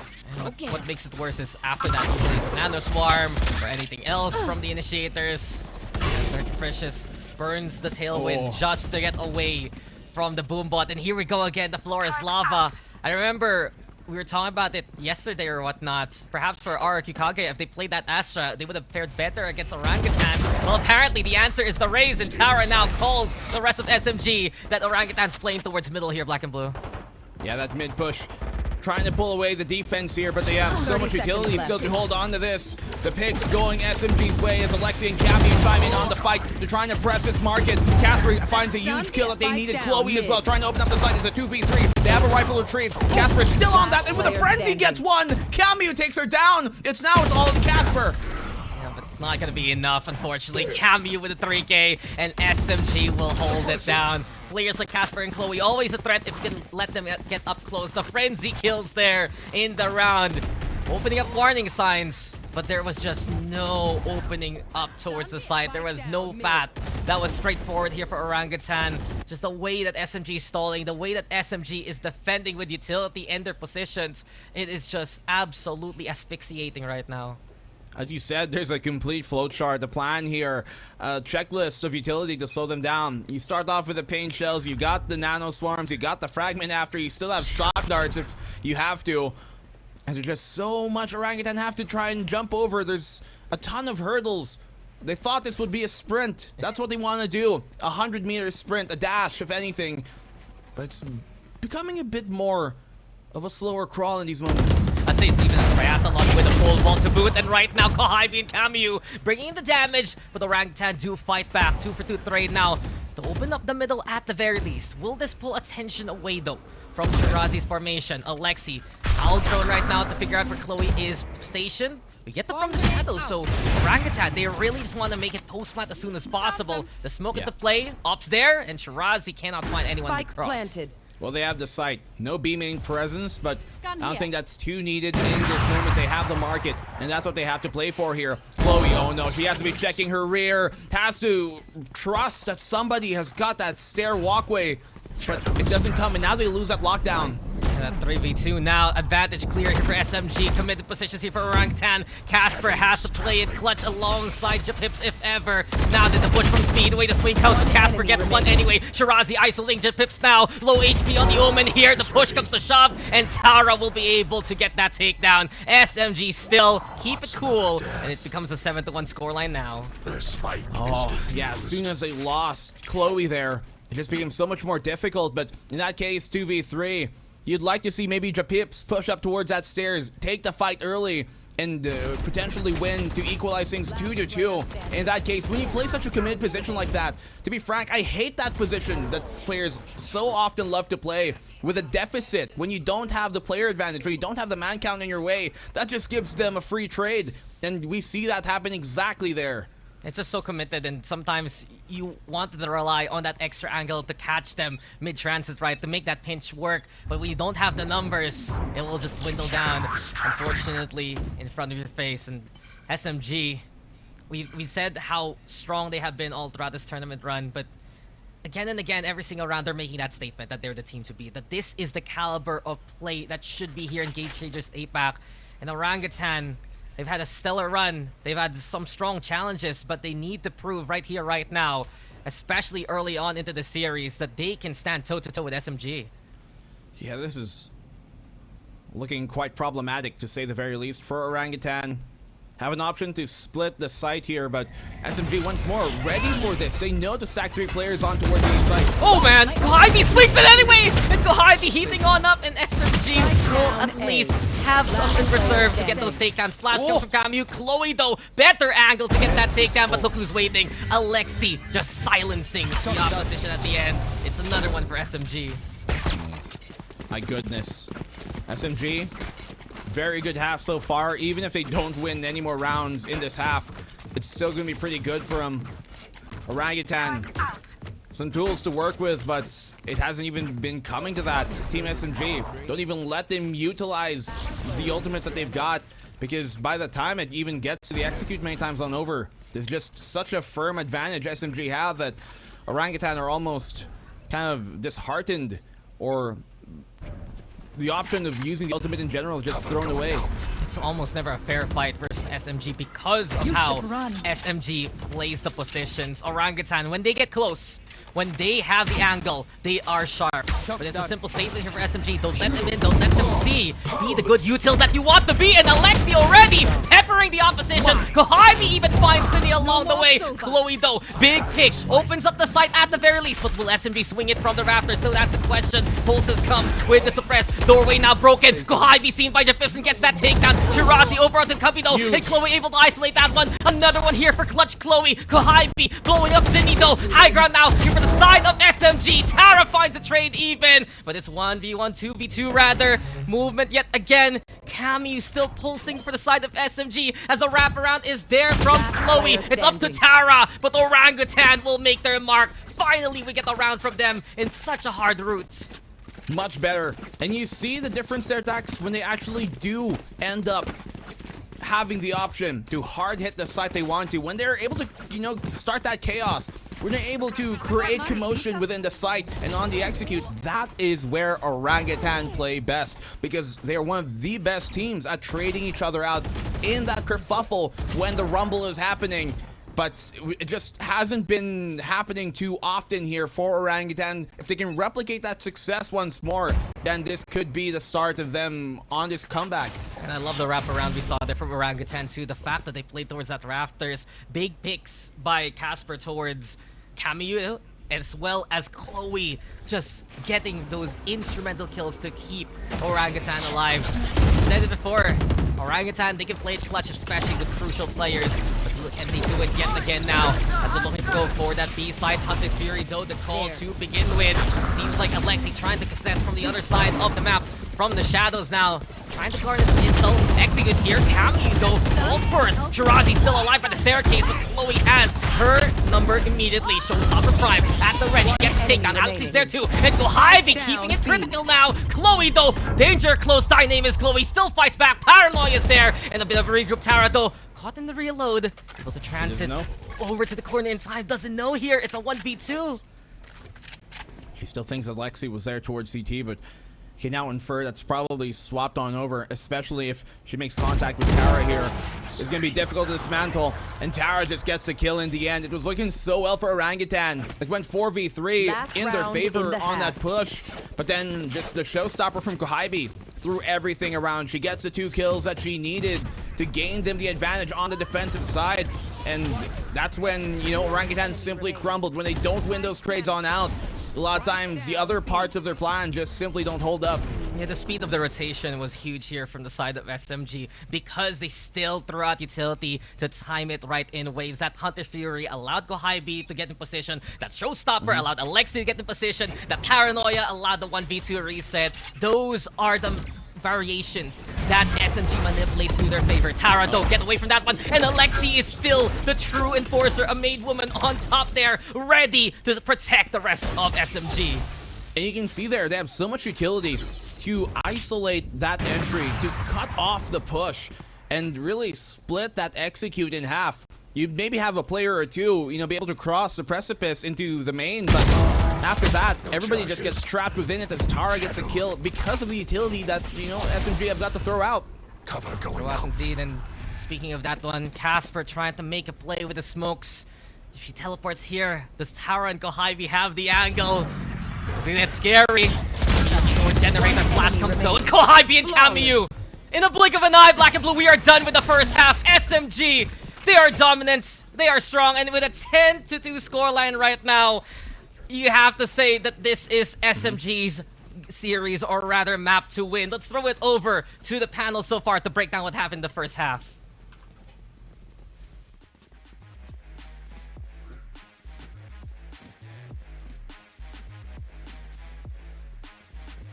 I mean, it's pretty much looking like, you know, series there, especially since Dax mentioned that, like, you know, he corrected himself, but I wouldn't, just because of how dominant they look. Again, this tag team, this conservation of energy from Team SMG. Earlier, it was Go5 and Shirazi.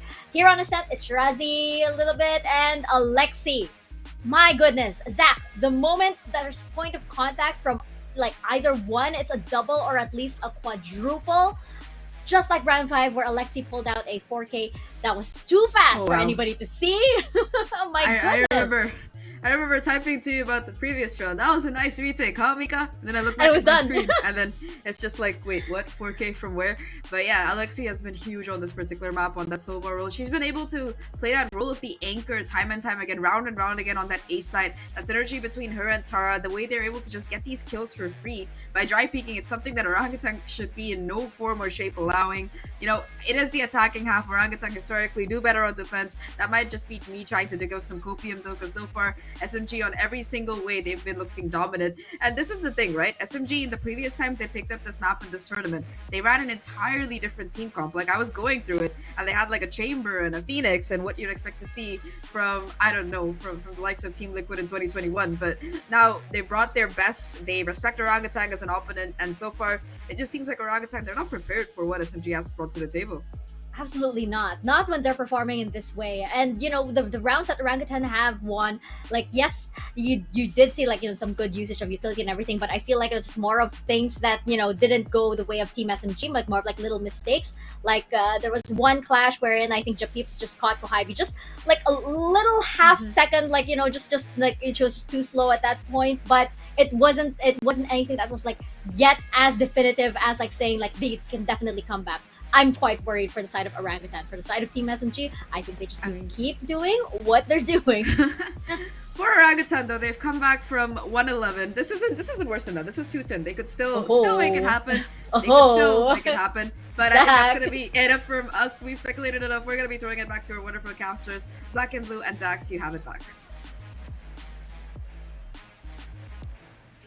Is it a foregone conclusion? I feel like there's still a chance though, since this is a best of 5 anyway, but the way they've been so decisive, the way that they have been playing, and the way that they have upped the standards of the game changer scene, SMG. The scoreline says it all, and how some of these rounds from the first half ended so quickly, Black and Blue. It's such a statement right now that you have to realize. Not even just a statement at this point, it's a declaration of the new emperors to come. SMG here looking so clean, and we saw that on the defense. We were wondering if it'll, you know, work out on both ends. On the attack and defend, we saw that on Pearl. Could replicate itself once more here if they take an opening pistol, but Zinni, huge victory finds on Alexi. Yeah, well, let's not draw conclusions early on. Orangutan have shown they can get away with amazing recoveries and amazing frags. Pistol, the perfect time to go for it. 4v3 immediately, as I do believe we saw early on Orangutan get that first pick. And I do like the fact that now they're clearing out so much of these angles. Main cleared, SMG committed towards the site itself. Well, they had the, you know, player advantage in this case.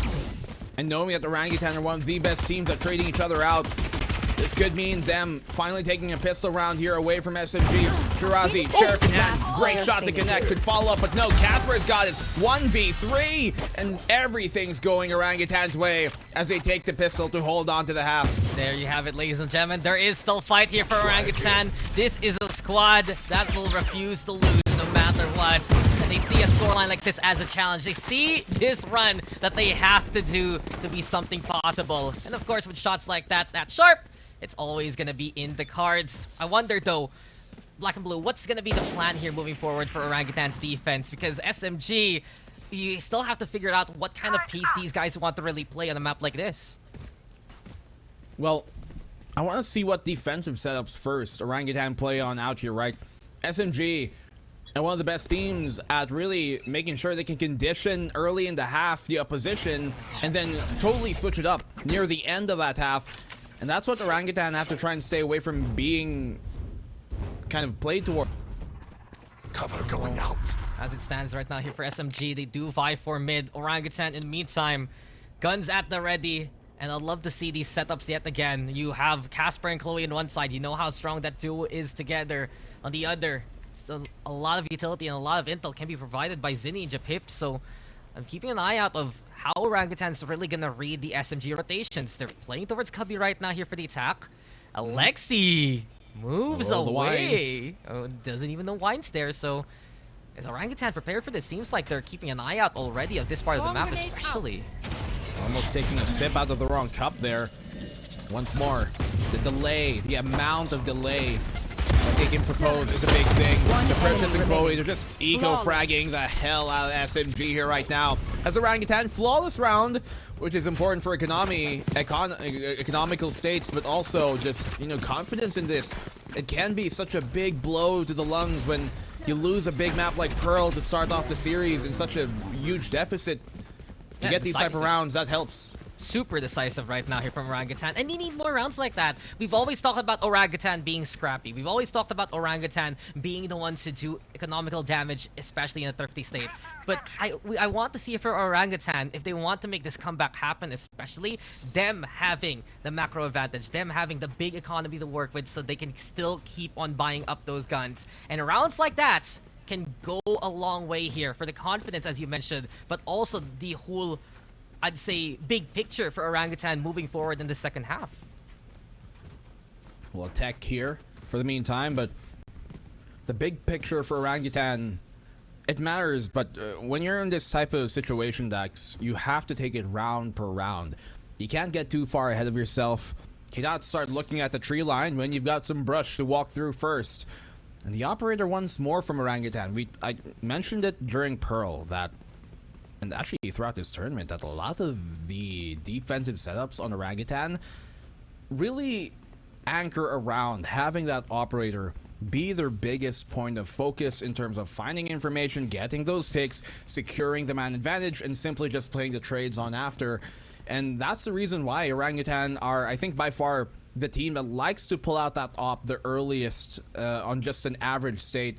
Round 3, as you see it already in the half, if they have the economy to support it, they will. Yeah, it's something that they have used as a linchpin and again and again. I've noticed is actually all throughout the open tournament, more so than the standard VCT fanfare that we do, that these ops do come into play because they know how to play around it as much as possible, especially those early picks. Only problem is if SMG get wind of that and they realize there's an op on the other side of the map or whatnot, they just can go for the hard hit towards the site. That can be their opportunity to play post plants as early as possible with the comp that they have, and then that will be the problem for Orangutan. So it is a bit of a risk, and it's something that Orangutan have used to success. But can SMG exploit that, or will Orangutan get another notch on their belts? We find out as we move now to the next round. Of course, yeah, it has to be supported. There has to be someone there to shoot out the utility for that operator. Here comes it out the peak. Capricious trying to go for it, and they still find her! That is huge. That's a big pick. Goodbye, op, and hello, SMG. Anyone else gonna pick that one up? Spectre's in hand for the rest of Orangutan instead. And the execute comes through the Nanoswarm, though Zinni trying to get the backstab off, but Shiraz is there for cover. Alexi decisively finding two. And yet again, here, Black and Blue, in the blink of an eye, Orangutan is already tossed aside. Shirazi gets a final kill without much of a problem here. SMG take the round. And this is one of those moments where I like to tout it up a lot of times. Just because you have the economy to support the op and to buy it doesn't mean you necessarily should. And stylistically, I think this is one of the worst teams to try and force those ops out over and over. We saw it on Pearl B, if anything, kind of a detriment to their defensive side over the linchpin that we normally do see. And Team SMG, a lot of times on the attacking side, your problem is finding out where that op is, or even recognizing if there's an op on the other side. But they always just play so disciplined enough to not let that op get its fullest amount of value that it might otherwise have against a different team. And this prevents the full buy now here for a side of Orangutan, since Capricious invested a lot in that previous round. The timeout though called.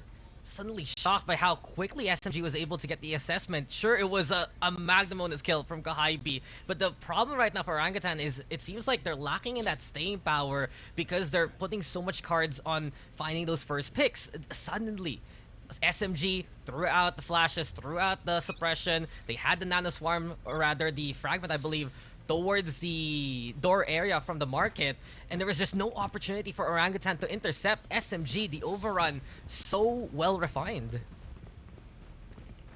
They're refined in, that's the thing, Dax, not just the overrun, but in the slow play, the defaults, the post plant, the defensive setups when they were in the first half. Everything looking absolutely perfect here for Team SMG in this series. And we haven't seen much of a fight just yet on Orangutan in the larger picture. Individual rounds, yes, but closing out those rounds is being a problem. Capricious, where are you going? But Chloe! Chloe lines them all up easily! Everyone was paying attention to Capricious, and now Orangutan looking to just crush them and catch them in the act. What went on with the round, but in the end, Orangutan, they just see the funnel and they just make a meat grinder out of it. That's the round going their way. Okay, that works out. That was looking really dangerous there for Capricious. It seems to be she was like, okay, I don't have the best economy on me, so Chloe, hold my drink, watch me do this. And that she did. I've heard of bait and switches, but that was just ridiculous. Yeah, there's no other way to put it. Ridiculous. Everyone looked towards Capricious. I think even SG is like, she's repositioning towards Speedway. We gotta be careful, and because of that timing, Chloe, of course, you give her a second to spare. She will not spare any of you. So quickly done by Orangutan, and the active map control at the very end. At least that's the good sign they're looking for, that they're still so hyper-mobile around this map despite being on the defense. And hasn't Chloe been such a reliable, consistent player for Orangutan? One of those rocks that we see for this team, much akin to maybe a player like Nabsky, who's also one of those reliable sentinels. Shirazi as well being that here on SMG's side instead. But they like to split this site quite often. SMG love having multiple points of control. Capricious, look at this deep push. Oh no, gives herself away. Heartbreaker, a chance there, but Chloe, of course, no chance to fight against her. Kohaibi goes down. Alexi making magic happen in the middle yet again, finding his openings, but the timing from the pips even better, more so. Cameo though finds Casper. Now then, the numbers do pile up in favor of SMG. They also have the lockdown into play and forces out Orangutan to wait on the opposite end. Yeah, 2v3. Sheriff in the hands of Cameo. And they're all within the site. Recon doesn't really find much, but the lack of information is information in of itself. They're both going to come from the lane. Yeah, it seems like Speedway is going to be the Right call here. here right now for Orangutan. Double up with the flash from the smoke, especially Shirazi though. She sees everything, doesn't get hit by the pop, and instead pops the heads of two in the end. It's match point now for SMG. Quick and clean here. My goodness. Team SMG, I don't think, even during, the run last year of a team like Alter Ego Celeste and that Grand Finals run as well, coming there from Sapphire, this is arguably so even more dominant, although it isn't as long of a time span as we saw Alter Ego Celeste, but it's just so dominant within this vacuum of this split open one. The Team SMG are undoubtedly one of the favorites, actually the favorite, to win this series. And Orangutan, they've been in a situation where they were the underdogs before, but this is a lot for them to digest. Yeah, I've heard of David and Goliath stories, but this is just a whole different level right now. The stats don't lie. The win streak from SMG kept on going from the start of the tournament. One of the highest round differentials all throughout, but of course Orangutan, Chloe doesn't care about those stats. Here she goes yet again, trying to be critical for the squad. 3 for Chloe, Casper there's 2, Shirazi the only one left in the 1v2 situation, and that's where Orangutan thrives. Make those rules happen early on. Flash comes from the market, Shirazi at the ready yet again. Zinni goes down, and Shirazi, can she do it against Capricious? Yes, she does with a clutch! The Shirazi show, it goes on, and for SMG, the streak continues even more so. I mentioned just how reliable she is, and that she is as well one of the best clutchers you're going to see in the scene, and you come and see it go into full effect in that round. Incredible stuff once more from Team SMG, and I thought Ascent is where we're going to finally see, Orangutan come back in this game, but it never came to pass. We're going to throw it over to our panel. Zach and Mika, how you guys doing? What you think? My mind was blown. I mean, I didn't expect Shirazi. I thought Team SMG were just gonna hang back. It's like, it's okay. We have a massive lead. It's all right. Shirazi just decided, no, we can end it now. And boom. Oh my gosh, this team is crazy, Zach. Every single player is stepping up huge for sure from SMG. Like we talked about last map, it was Gohaibi's show-stopping show. That's a pun on the race. But I think for this one, like you mentioned, Alexi was huge in that first half. But once that side swap happened, it's like Shirazi woke up. It's like her inner, I don't know what she was doing last night, what she had before coming to play today, but she is definitely hitting every single shot. The last 1v3 was just beautiful coming out of her. But I think that for SMG overall, it's just them looking to be the stronger team on every front, whether they're able to hit these shots, taking advantageous confrontations. I think one of the greatest points that Black and Blue brought up during his cast was that Orangutan, they're great at hard-hitting sites, but they never ever had the chance at all today. Yeah, absolutely. It's so difficult. I mean, look at this. Look at the scoreline. And SMG has been doing this, since we started this tournament, actually. And by the time the side switched, it was just too much of a big differential. And when you have that kind of scoreline, it's like so difficult to rally back. Even though they did have some great rounds on this half, right? Like Chloe was just such a a fantastic player, especially I think there was 3 consistent triples. If I recall correctly, in this half. And not just that, I love the play of Capricious being like Little White Rabbit and be like, hey, watch the bunny, and then boom, 3K from Chloe from behind. So that I think that they had a lot of great ideas. It's just that SMG was just too close, and by the you couldn't make a mistake with that kind of scoreline. Unfortunately, though, when you're up against Team SMG, you're bound to. Yeah, it was a really tough situation considering how dominant that first half was. Like you mentioned, they were able to kind of start to come back on the defense, but there was just no room for mistakes to be made. And SMG, they really were able to capitalize on every single mistake. Like, look at this differential here, 11-7 first kills. That's just a testament to how much stuff Alexi as well as Tara were getting away with on that A side in that first half. Time and time again, they were able to just kind of go for that swing, get a kill. Nobody knows how it happened. Us Orangutan, they were all equally confused. So it just looked really, really rough for them. And of course, even if you look at the post-plant stuff, I think SMG, most of the time they were just killing people, but even when they were able to get the plant down, they only lost that post-plant one time on that pistol, if I'm not wrong. So it was just a very dominant showing coming out of them on this particular map. And at this point, right, we gotta ask ourselves what's left in the tank for Orangutan, because individually they've been able to put up numbers, but as a whole, they just look so discombobulated compared to what SMG is showing us. Yeah, exactly. And I think this is one of the maps wherein, like Black and Blue mentioned, economy played such a big role here. Just because there was that early investment and an off for Capricious on their side on defense, which I feel like really damaged Orangutan's economy because they lost it right away, and then they had to scrap their way through the next rounds. And then how are you gonna do that when you have Team SMG on the other side fully equipped, you know? One enemy remaining. Flawless. I mean, you're completely right. The economy was one thing, but also momentum. Like, SMG, they had it in spades over the course of the entire map. Like, Orangutan, 2 rounds that they won, one of them was with that economic advantage with better weapons, and the second one, well, it was like 2 ultimates that they needed, 2 or 3. Like, they used the null command, the lockdown, all of that to be able to get onto site and get those advantageous trades, and for Chloe to get that heavenly position to be able to clutch out the round. But talking about heavenly positions, I think that A site heaven, it was just something that was Alexi's forte throughout the entire map when she was on the defense. 57 headshot percentage. I don't think I've ever seen that particular number crop up before. Insane. I mean, the pure firepower on this girl, right? How many Hunter's Fury did you count, by the way? Was anybody keeping count? Every 3 rounds. Every 3 rounds. My goodness. And, you know, let's not forget that I believe that she was IGL, right? For Brent Victress as well in last year. And that's just so powerful. You know, you have that kind of, you know, quick strategies. You have that kind of calling. You have a second kind of IGL right alongside Tara, which means that this is why Team SMG is like so well covered, right? You have 2 brains. You have 2 brains here, and when you combine that with, you know, the role that she has like an initiator, oh my goodness, how are you even gonna outplay this team at this point? It's just gonna be so difficult, Zach.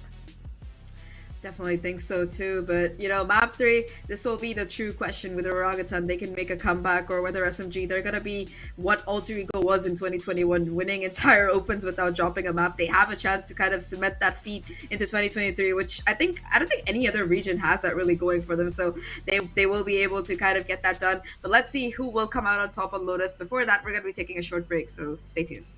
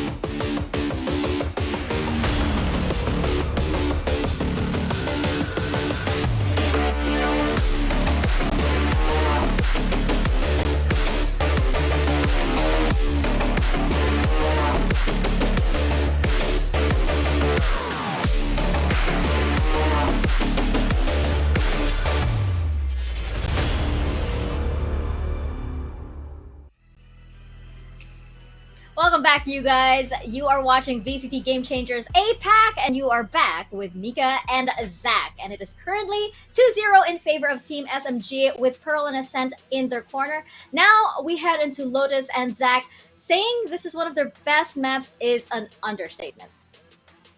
Pretty much so. I think the one time that they have picked it up so far, they were able to pull off an extremely dominant win against Sapphire. 13-2 if I'm not mistaken. So definitely a map that they've proven that they have full control of, and I say this with all due respect. They were even running I think that when they did play this particular map, they were running a Neon on that duelist, which is a particular pick that I haven't seen before. For Orangutan though, I still have a little bit of hope in my heart, because this is a map where they lost before. They were able to kind of bounce back into this when they played Kaguya on it, not once, not twice, and they were able to find revenge, but it went all the way to overtime. It was super scrappy, and if you consider that SMG, they were able to win 13-2, it just shows that overall their preparation might just be better, unless Orangutan, they have some tricks we haven't seen yet. Yeah, with Orangutan, this was their last stand, right? Yesterday against RRQ Kaguya. And we could probably say that, they might want to do it again. But again, that dominance from Team SMG, that dominance from the very beginning of the series actually is just undeniable so far. And Team SMG, it doesn't really look like they've really truly been pushed to their limits just yet. We're not hitting that cap yet. Orangutan, though, they're gonna have to dig deep and really, to pull every single cent that they have out of them in order to take this this map to even an even scoreline. Chloe is playing out of her mind right now, I should say, but will it be enough for Orangutan? I think it has to be a team-wise effort. Like you mentioned on map number 2, Chloe definitely woke up, especially in that second half. You also saw moments of Casper coming out on map 1. So these two, they've been stepping up to the plate, but the rest of the team has to kind of buckle up as well. Because on SMG, it's been a team-wise effort so far. The reason why Tara doesn't have kills is because she doesn't need them. Everybody else is already getting them. When you have Alexi getting 4Ks and Shirazi getting 3Ks and Kwaibi getting an ace, you don't need anyone else to frag out. It's okay. But Orangutan, they don't have the same luxury, so they're going to have to kind of buck it up here. Exactly, and we do know that this is a roster that's still, there are a few new members, so they still kind of have to get it together. On the other side, we could say the same thing about Team SMG, but as we pointed out earlier, you actually have 2 IGLs on this roster, so you kind of have 2 brains. So, and this seems to be working. This tandem seems to be working. If you do have Tara calling it out at the top of the round, and you might have Alexi calling it mid-round, it shows why Team SMG just is prepared for everything. And right now, as we're seeing the lineups, the agent composition as we have here, we have the Jet and we have Team SMG sticking with the Neon that they brought out earlier, Zach.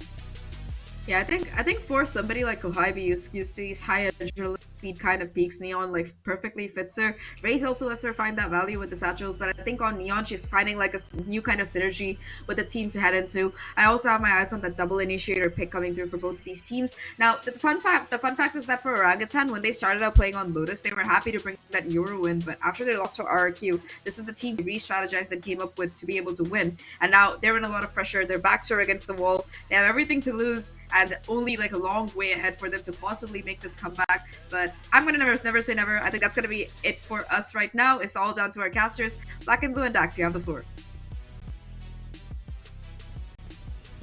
The sweep or the reverse sweep. Either way, it begins here, ladies and gentlemen. We are back to our third map of this best of 5 between Team SMG as well as Orangutan. I'm Dax here with Black and Blue, and this is gonna be an interesting predicament, my friend. On one side for SMG, you saw them one of the most convincing wins all throughout the playoffs against Sapphire on Lotus. On the other, for the side of Orangutan, one of the best maps they've ever played against RRQ Kaguya, taking it in overtime. There's scrappiness and there's confidence. There is a lot of fight right now, but who do you think has the edge moving forward here? I mean, it certainly has to be Team SMG, right? The great performance versus Sapphire was super convincing, as opposed to the overtime win coming versus RRQ there from Orangutan. But as you said, Dax, it's do or die, now or never. Failure or falter gonna be difficult now for Orangutan now that they're down 2-0. Still though, possible? Yes. Probable? Unlikely, but I want to see them prove us wrong. I want to see them at least give us a new map here. And as Zach talked about, they're bringing in that Jet comp that we saw them play last night. Yeah, it was better, especially compared to the Yoru shenanigans they were trying to do beforehand. But SMG, so active on the map control. Zach also mentioning about that Neon really suiting Kohybe's needs. Precious though with the takedown on Kami. Japips also finding Kohybe's Orangutan already with the advantage until Alexi is able to stabilize. She's been an absolute rock in the mid-round. SMG making it 3v3. Well, they get their opening contact that they wanted, right? To be able to take that rubble away, to be able to take the site immediately is the playstyle that Orangutan love to play with lots of times. So Tara doesn't expect Capricious there to be coming up the ropes, baited off the angle. Yeah, great timing there from Orangutan. Even better here from Chloe. Catches out Alexi too, and everyone's at the ready to receive Shirazi. They learned the lesson from the last map. Don't just go one by one against her, and it will be the pistol going the way of Orangutan. Yeah, great start here finally for Orangutan. To secure a round like that means big possibilities for them moving forward.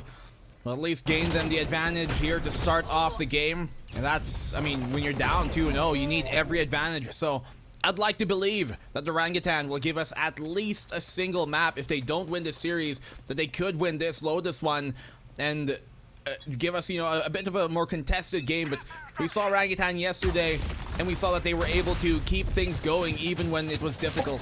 Yeah, this is their second pistol win all throughout the series. One thing to watch out for is Capricious now leading the charge and looking to get back that confidence. We saw how hot-handed she was yesterday between Big Sight and Kaguya. It was a big reason why Orangutan was succeeding in the first place. Speaking of her though, he's being spotted out by Tara. Casper now with the trade. 4v4 on site yet again here for Orangutan. You see there once more. This time they don't send Capricious alone. You see the backup coming in here. The trades coming in for Orangutan. And that seemingly was a part of their identity. They weren't able to really flex in the last two games. This time around though, quick round once more ended by Orangutan 2-0. Yeah, and I like that fact right now here for Orangutan. There's less distance to cover.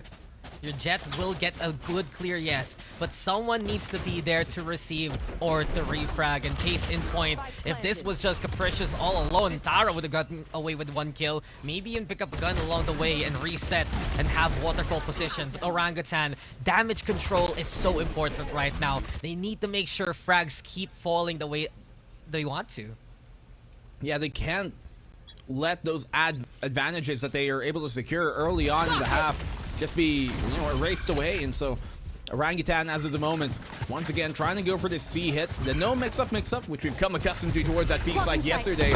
Maybe they're going to do a bit more of that here now. Yeah, just go again, but Ben now going to get peppered by the Naz from Shirazi, despite the stun. Still going to be stunning up her on Shirazi. Show yet again in prime time. Gets 3 before she falls. Tara next on the list, and Tara will be there to stand attention to. SMG convincingly get around on the board. Without much of a fight, and you see how much ground those Nanoswarms cover. All the way from that main towards the water corner on the pillar, and there just wasn't any space there for Capricious to keep going. Either you pull back and still stay within those Nanoswarms, or press forward and have to walk into the sightlines here of the waiting Shirazi. Just so much for them to deal with in that case. It was their bonus, so not too big of a loss just yet. But the Orangutan, they need to secure rounds like this coming into the rifle. Yeah, they learned a lesson there for SMG, though. They understood the take. Orangutan wanted to play towards that C side. This time, though, you can always notice SMG wants to play front-facing towards A main especially. The beauty of the Neon is you can clear it out really easily with the high gear. You also have the fast lane for cover. And SMG right now just narrowing the choices of Orangutan to begin with. Yeah, you can cover that ground real quick here. But this is a very similar setup to what we were seeing RQ do yesterday with SMG now, right? You'd see Kohybe, this case, on that Neon, supported with the Sova up close. You know, a lot of times you'd want to see that breach to be there to help out with a fault line if it ever did come to it. But Orangutan still trying to choose their options. They attempted C, felt the pressure off that Sentinel, went towards B, saw the smoke, now they're coming towards A. And now they see Kohybe even. Owl drone there to get the spot. Quick little stun to try and go for this engagement. Camu is gonna be firm here on her position. Finds to make that a third towards the lobby. Even Chloe though finds the timing, catches out the Sova at the very end, but the damage has been decisive. Advantage now here for SMG as they scramble to try and intercept 30 Orangutan. seconds left. She still had bullets in the mag there, Cameo. You could argue she might have been able to find a fourth. Didn't realize how low her ammo count was, but they can split this. They can fake this door, and they can go towards his lane, especially since Alexi isn't ready. They have to win this fight, but no, Alexi keeps it alive. The flash comes in through. She can run and get the spike down, but they're trailing her, they're chasing her, and Shirazi gets the kill and the round. Yeah, SMG, they still chase them down and take them down. You mentioned it. Oh, Orangutan, the right idea to fake to the door, but that has to be a heartbreaker there for Chloe. Alexi able to still stabilize and get the takedown in response. Zinni caught in transition, and SMG just making sure that a map like this runs out of choices. You have 3 sites to pick from, and SMG is prepared at all of them. This equalizes a scoreline, and I do wonder what the plan right now is for Orangutan. Which Careful site there. will they hit the hardest, especially knowing the fact they have the Blades online? Well, we've been talking about Alexi a lot, but I think Camille is a player who, even though we saw her during Game Changers, FSL Elite last time around, she's just so underappreciated and really rated on how much value she's able to get. But Capricious opens up the site here. Shirazi quick on the trade. Shirazi trying to keep the raid going, and now it's gonna be 2 here for Shirazi. Even the third before she falls. Kohaibi now will be the second wave, and Kohaibi will say goodbye to the rest of Orangutan. 3-2, it's SMG again. Kohaibi has such a, how do I say this? Disarming name, right? You're like, Ohio, hi, nice. But then she's just such a demon in the server as well. Absolutely, such a force to be reckoned with. And Shirazi, more of the same here and locking things down. Of all the people I expected that from, it's you. Really?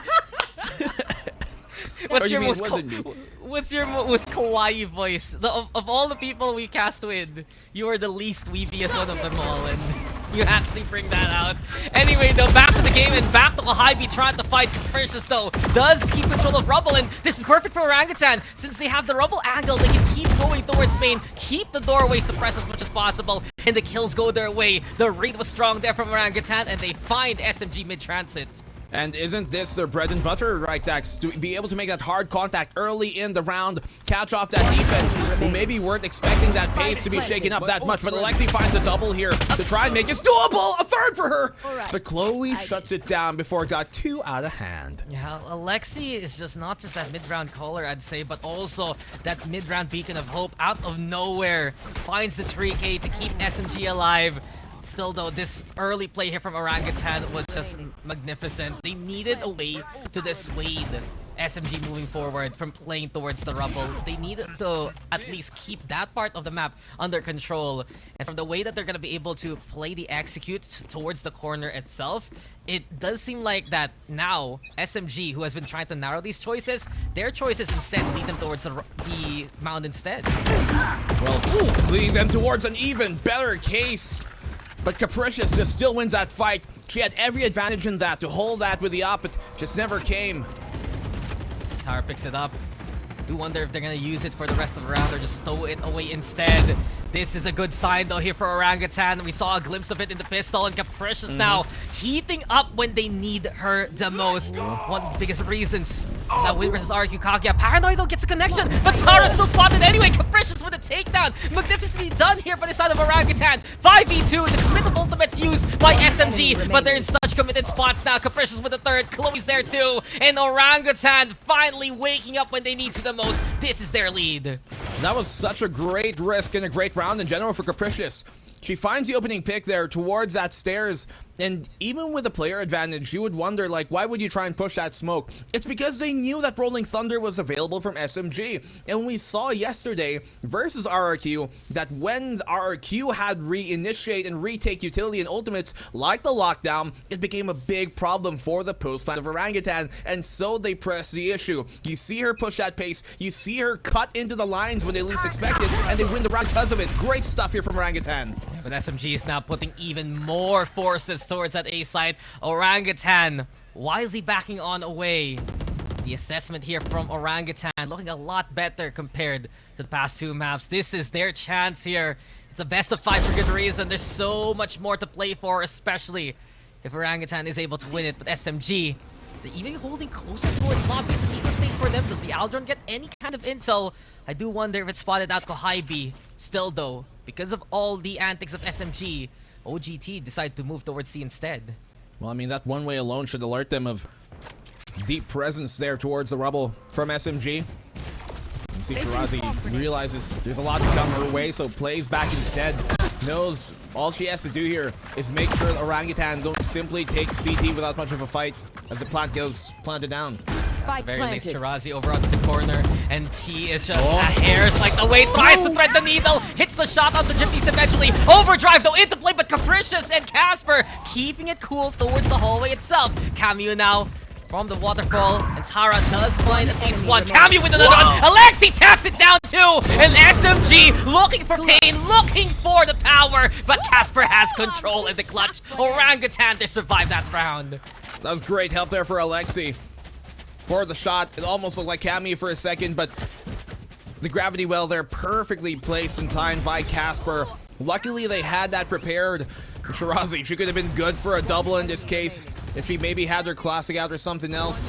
Still though, great damage done by SMG on their eco. They call a timeout here to stop the momentum when one of the most momentum heavy teams, as ultimates abound completely here for Orangutan. Please correct me if I'm wrong, but Yes, is this the first wrong. time? Okay, thank you. Okay, is no, this go the ahead. first time that SMG called a timeout? I think so. I think you're right. I don't recall one.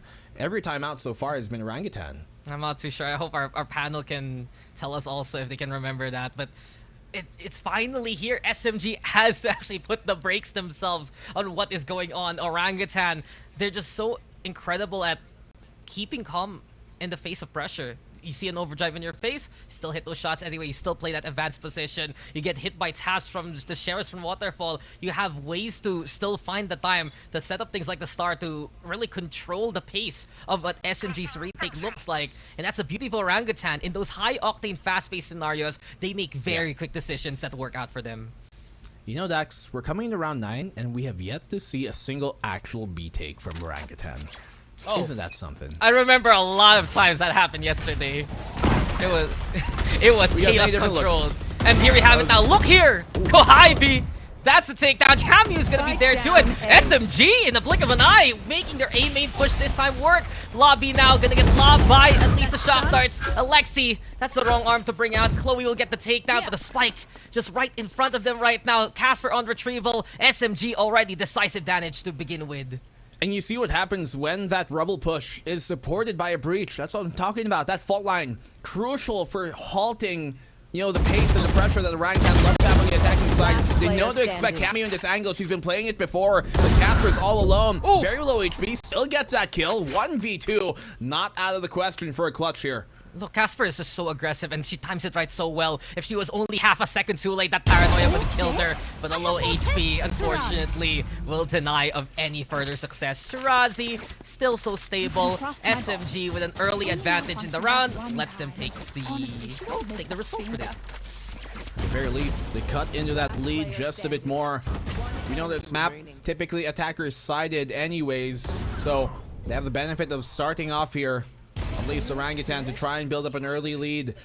And this is a bit more akin to what we see from them, right? We don't always typically see huge comebacks. We did see it last night versus RQ, but it's not something you normally come to expect from, you know, a team like Orangutan, who love to build up just as commanding lead earlier on. But yeah, interesting enough, Orangutan are one of the few teams here in this circuit who have a higher, albeit slightly, but still higher win rate on their defense when it comes to Lotus than their attack, which is in stark contrast to most teams we've got. Yeah, and Lotus is a map fundamentally still suited for the attacking side, right? It's so hard to keep calm in the face of adversity, especially when you're getting barreled down by the opposition. But we've seen from Orangutan, when they moved over to the defense, that they're able to stabilize in places like a backside, that they're able to still stick around by upper, by waterfall, and those positions later on will help them. And it has helped them too here in the first half. When we see them get the sights, they'd love to at least keep an eye out, put that presence. It's especially, they don't necessarily overheat past hallway. They just know exactly what sphere of influence they need to win the round. To know how much they can influence the map here, at least for Orangutan, is really the big defining factor that they have, that they're bringing into this map compared to the last two that we saw. They have a much more widespread approach and presence throughout the map that gives them much more options to do, and that's important on a map here like Lotus. But you want to talk about widespread presence, look at the flank here from SMG, a triple push on the mound. Yeah, SMG, they went for it for the A side a while ago, this time from C, and the wrap around is clear. We do get what you've been asking for here, Black and Blue, though. We go for that B side, Cosmic Divide the call, and does SMG realize? No, they don't. They actually go for the lockdown towards instead, and Casper now finds Tower to begin with. Big pick, Casper finds that drops the smoker here of that SMG squad. Gonna make that retake a lot more difficult. They still have the Hunter's Fury to destroy that lockdown, but they don't burn it. Camu, big pick on Japip. They're trying to stick this defuse. Alexi here, keeping it in check. Zinni, though, on the swing. Nothing connects, but only for Camu. Oh, huge kills, and everything crumbles on Orangutan as SMG tie up the game. That was a roundabout way to go around the round itself. But then again, SMG, they find the form, they find the movement, and they get it done. They threw the lockdown towards the A side, but then again, you still have the forces that went for that lurk to cut through B there. And then Alexi, covered by the fast lane thrown out by Kohibi. Orangutan was pushing, looking for all the other members there of SMG. And just from that point on, SMG was able to pull the rug under them and take the site away. What a maneuver there by SMG in the end. Yeah, by taking, you know, the big power points you'd want for that post plant away, especially that B main, it just made the options for Orangutan much more limited. And they weren't in the comfortable spot that we normally like to be in that post plant. A lot of times, they'd get into a post plant with so much control, and it would just be suffocating for the defense. But SMG, because of that triple push, which we're doing once more, it helped their aid out.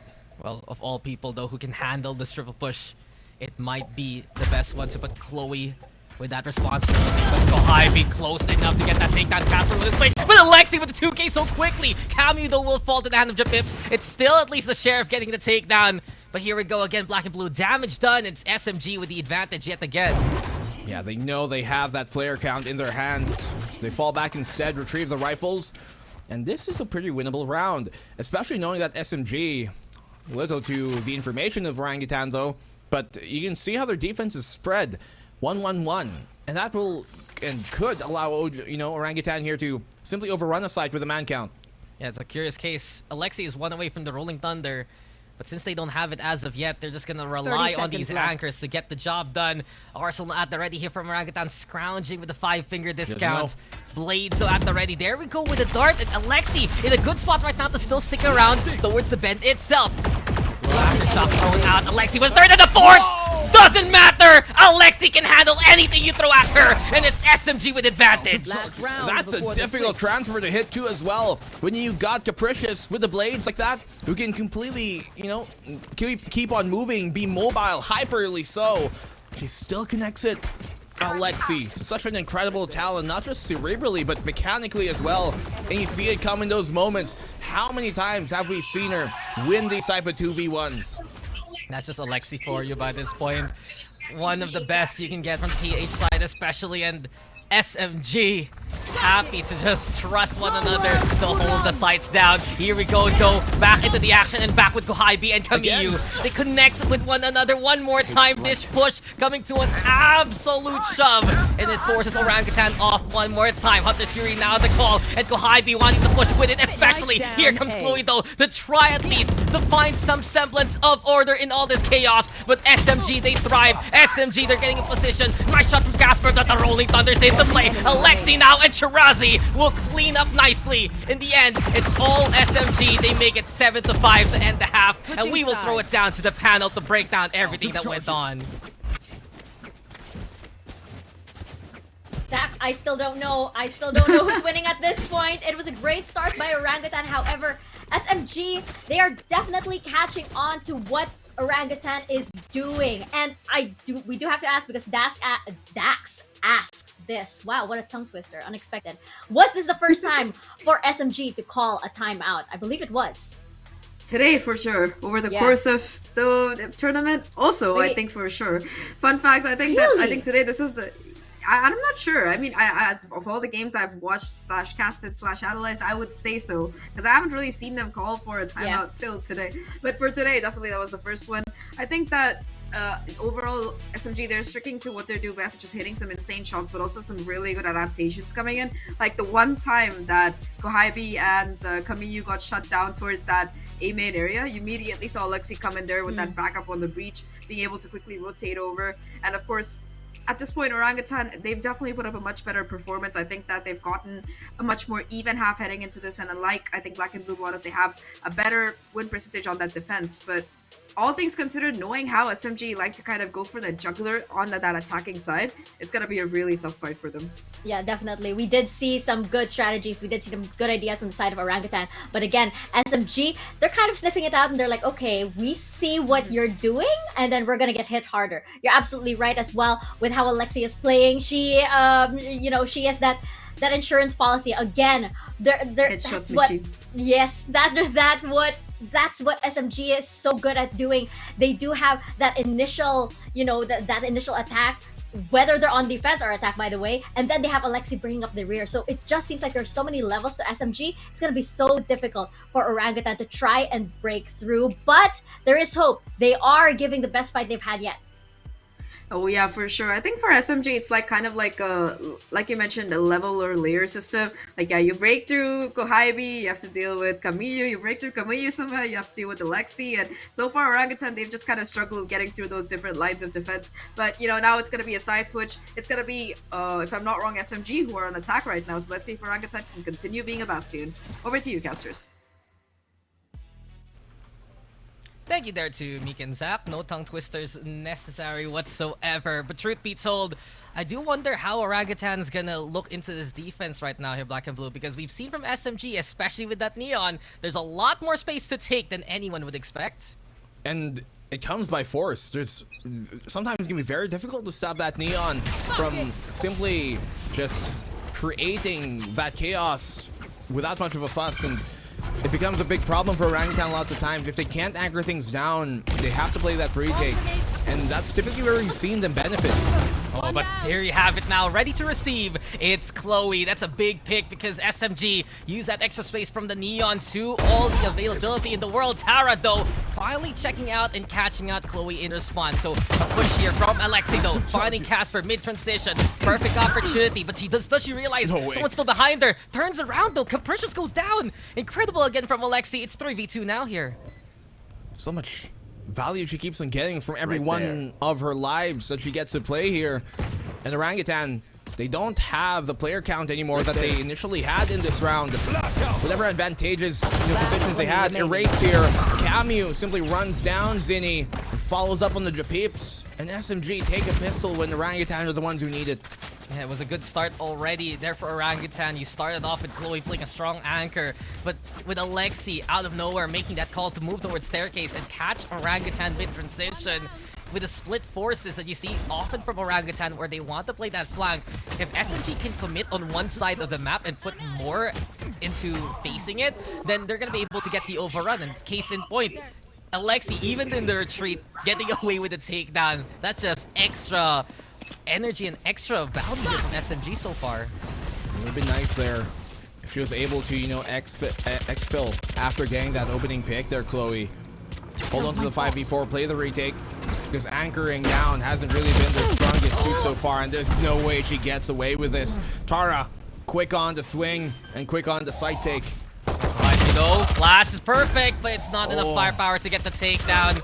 Here we have it now, SMG just looking to collect those takedowns. Kohabi already messing with the corpse before anything else, but this is what we're talking about. SMG's offense is so high octane and high distance. They get so much of the map so quickly because of that Neon and the breach together. And we've talked about it so many times there, Black and Blue. SMG as a unit, they know that the philosophy is to play with Kohabi's space. From that point on, they just push and they get takedowns in space that they need. Alexi now, as well as, perhaps Tara gonna fall, but Casper cannot get away with the second one. It's 9-5, and SMG looking to keep momentum going.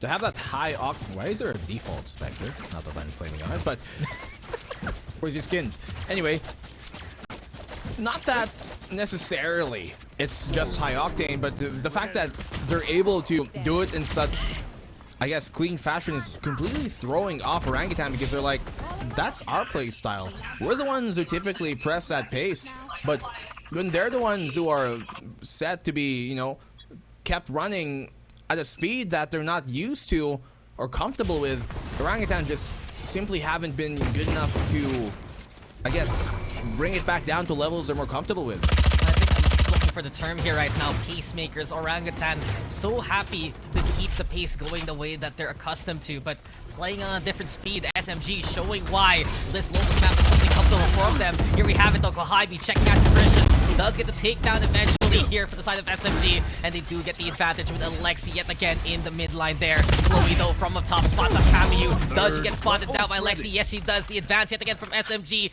giving them strong positions to play towards the site with.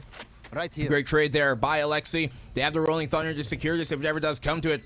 This is the bonus, mind you, of SMG. And she finds another kill. Doesn't expect her to still be there towards the help. Goes around on the drop and drops Casper to the ground. 10-5. SMG take their bonus. This is just Alexi's game, and we are witnessing it. A 4K on the bonus. SMG on an absolute roll. And now with the Rolling Thunder, it's not just strong arming by this point here, Black and Blue. It is just commanding here from SMG. So many times we see this backside of a... If you're not going to be keeping an eye out from the top side, if you're not going to be keeping an eye out on the right side of the rope, someone can hug that wall, hug that angle, and we've seen SMG exploit that towards stairs, towards that area again and again for those 8 takes. Yeah, there's a significant amount of pressure being placed upon Orangutan here, especially with just how prominent SMG are in a lot of these rounds in terms of presence, always making Orangutan just so uncomfortable in where to go, where to look, where to divert their forces. It's SMG, they go for the seaside hit, which is completely open. Griffith wants to chime in though. Oh! And she lands the shot, incredible! What a shot! What a hit towards Kohabi. But they're gonna need more than that here, Black and Blue, because they're on the lesser by. SMG though, trying to assess where they can go for Shirazi, finding the chips. And here we have it now, Cameo in the front line, but Chloe finds 2 for her troubles. A chance here, thanks to the flash. Alexi and Shirazi keep things stable. And now the Rolling Thunder to catch out Casper. She moves towards Gravel though, in cover. Do we get the swing? Yes, we do. And SMG will strike out the opposition. 11-5 now. I think both well used there. Even in the 2v1, especially in the 2v1, if anything. But SMG, they're just no holds barred, going in at a moment's pace. Just a completely different beat that Orangutan are used to playing in this case, and just how notable the way that they're playing as, just so cleanly. It has to be really dictated here by Orangutan, because if SMG continue this, there isn't much cushion left for Orangutan to deal with. Yeah, and honestly, while we're in this timeout, it has been quite a road for both SMG and Orangutan. Struggles from last year. We mentioned Orangutan that this year, this is the first time in the grand finals. And funny enough, what we see sometimes when you compare them, that there are these similarities in terms of their play style, in terms of how they go for these hard hits. You also see how they built around their new teams. Both sides getting a bit of those additions from that Bren Victor's roster, as well as Zolmaraki. Both sides still having that core from last year to build around on. And both teams have shown that the fruits of their labor have brought them to the very top. But then you look at SMG, then you look at the standard that they're setting, and it is just making waves and going even further than anyone has ever expected in the APAC game changer scene. Well, it's certainly a new bar raised here for the APAC Game Changers circuit, as Team SMG looking by far the most dominant team we have seen just yet. Only one similar in this entire, past 2-3 years was that old AE squad. But as of the moment, the new queens potentially to be crowned in a few rounds. Team SMG looking to march their way into a new era of Game Changers. March, you mean sprint, you mean run. Kohabi gets in the face of Casper, but Chloe's there too. Spots out the teleport. Chloe with another one, but Alexi's gonna try and get it done. The wraparound, Alexi versus Chloe. A big standoff, but Japips is there to make the angle work. It's 1v3. And for Orangutan, they need a moment like that. They need some big plays from players like Chloe. Can Shirazi do it one more time against the opposition? Tries to isolate the angle with a nano swarm. There's the Aldrone first though for the intel. Well, notable attempts here. And a noble chance by Orangutan. Shirazi gets a big pick though. Can't use that yet. 1v2. They have the lockdown here, Chloe, to buy more time. But obviously they want to Placing save that swarm for grenade. another round. There's Swarm still grenade out. a huge deficit for them to crawl back enemy into. remaining. They have to be wary of these 1v1s.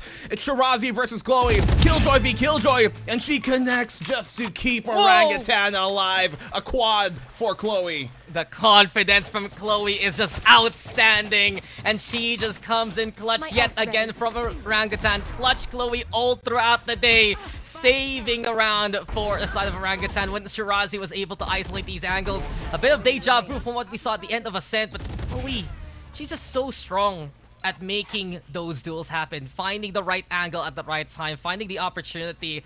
And that's what Orangutan has done all throughout their run this week. Find those opportunities in the face of adversity. Still a chance to fight back because of it. Well, SMG, they're the ones with all the praise being sung of so far. Their names could be sealed. But Orangutan, their fate doesn't have to be just yet. They can win more rounds, bring this closer. They have a very real chance of extending this further. And their presence here on the defensive side to push up towards Rubble gives them a bit more of that map control, although it is kind of unsupported. Capricious has a big job to do. Yeah, she has to come in clutch here with these frags, and there you go. Two There you you go. asked for, and she shall deliver. Tara and Alexi both go down. The mediums of control here from SMG gone to the wayside. They do go for the Aldron though to get the intel. Pips priming and shooting that operator, and Capricious double dipping this time, caught out by Camu. Perhaps the second wave can do better. Well, they know the op is here. You can see it bring on out. They pull up those walls, the smokes, to allow them to cross. But when this dissipates, this is going to be dangerous. Pips does not connect. That was dangerous. The timing there for Kohibi. Luckily, she's able to sidestep on away. The Orangutan, you mentioned that timing. You mentioned those moments. They had it with the 30 blades. seconds left. They're keeping an eye out towards the site You should itself. run. Zinni stabilizing. We do get Right the lockdown though, courtesy of the 3 area.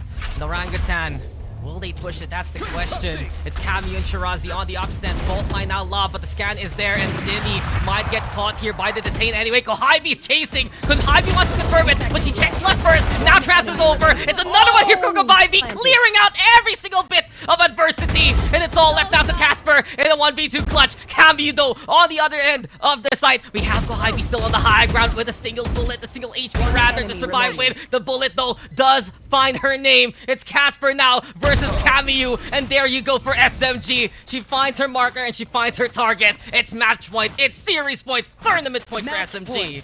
That was such a big risk to run in a 3v4 against a lockdown to stay within that fight. And if that was the attempt there, then it should have been Zinni further back here towards the heavens, stunning towards that tree, and have somebody else within the site. Maybe have Japips, maybe have, you know, someone like Casper if she was within that fight, but it just never came.